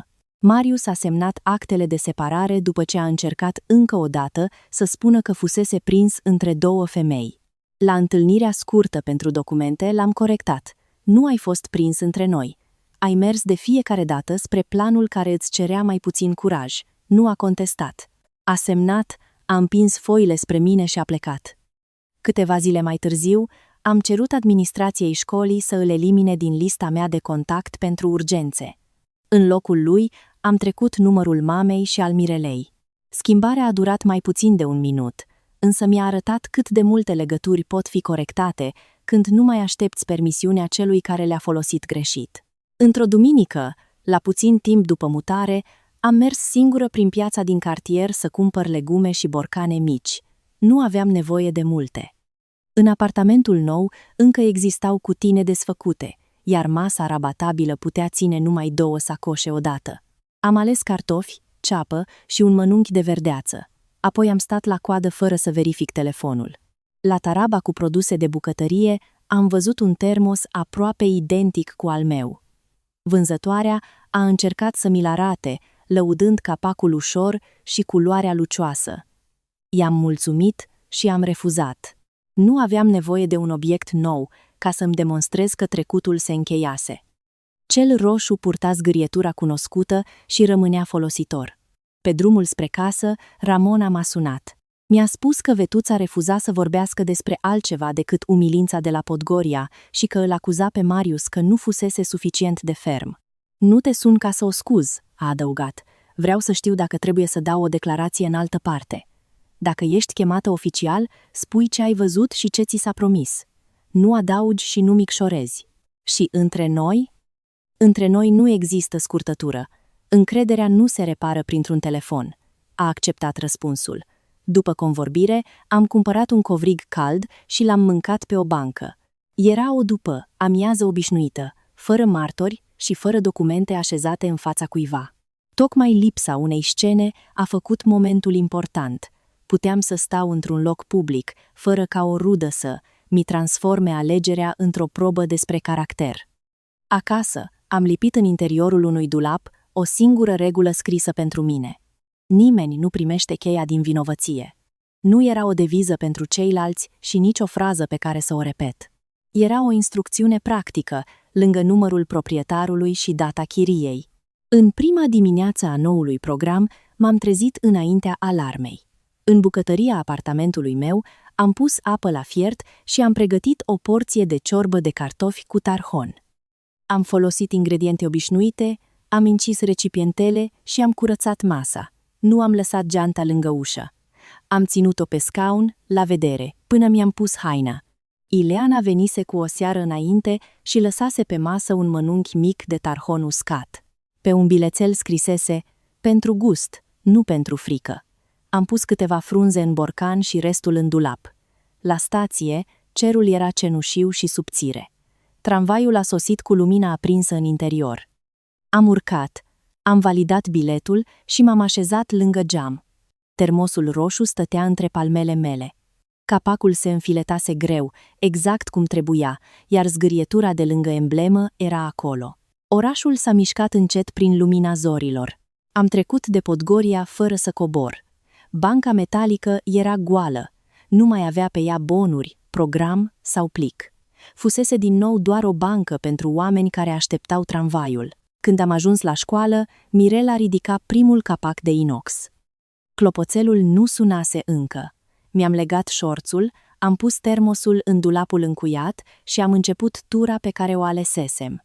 În noul program, ora de plecare era scrisă de mine, iar termosul se deschidea numai sub mâna mea.